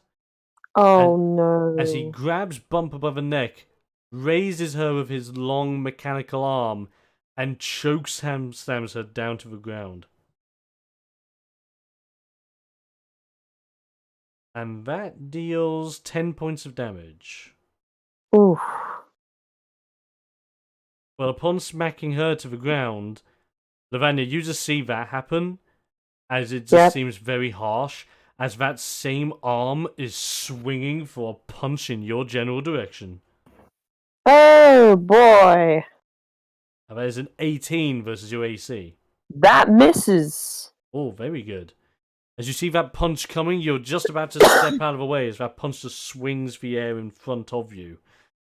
And as it swings the air in front of you, seemingly retracting back over to Strongham's side, as he looks over and at you and just goes, "That's it, little snake. Try and hide from German science." No. Like I was trying to think of something witty to say, but I got nothing. But I think the hammer's off. yeah, like that's it, little snaky. What did you say? I think the hammer's off. Yeah. No, I meant like what? He just said, "That's it, little snake. You cannot run from German science." Yeah. Well, here's a word. Here's a word you might know. Schadenfreude, happiness at the misfortune of others, or in this case, my happiness at your misfortune. Ouch. Bitch. Youch. It is as that, where Strongheim does not seem very pleased, as you do not notice his other arm swinging towards you. Okay. Which results in a 20 versus your AC. Crap, that hits. And as it strikes you with that metallic-like blow to your face, clawing at you and leaving you with a scratch as if it were to rip at your skin ever so. As it deals 14 points of damage.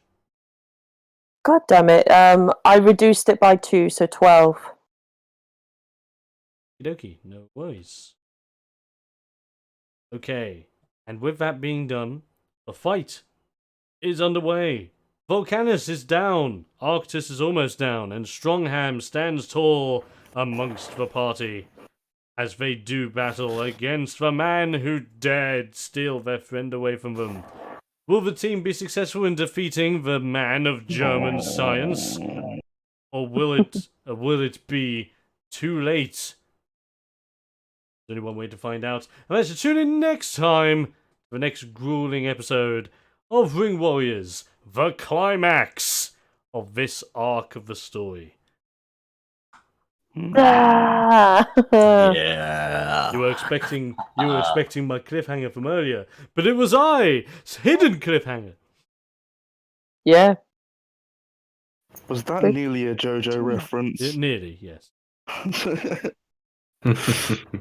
Yes, ladies and gentlemen, thank you very much for joining us for this session of Ring Wars. If you enjoyed everything this evening and you want to tune in for more, be sure to subscribe and follow wherever you may be watching this live stream or video on demand so that you get notified of when another stream is occurring. We tend to live stream Ring Warriors every Friday from 7:30 p.m. GMT all the way up until I bloody well feel like it. Mostly because of either A, work, B, being tired, or C, a mixture of both, most likely. But yeah, there you go. As well as that, there are many more streams to tune into throughout the week as I'm trying to stream more. A lot of World of Warcraft at the moment, but I am going to be taking a hiatus for World of Warcraft for a brand new game that I'll be streaming, maybe even at the start of this weekend, so keep an eye for that one. In the meantime, ladies and gentlemen, thank you very much for supporting the stream, supporting Ring Warriors, and supporting everything in between. I'll be seeing you guys next time for some more explosive action. Until then, that's goodbye from the crew. Bye-bye. Good See you night. later. And that's goodbye from yours truly. Stay explosive, ladies and gentlemen. We'll be seeing you guys next time. See you later. Bye.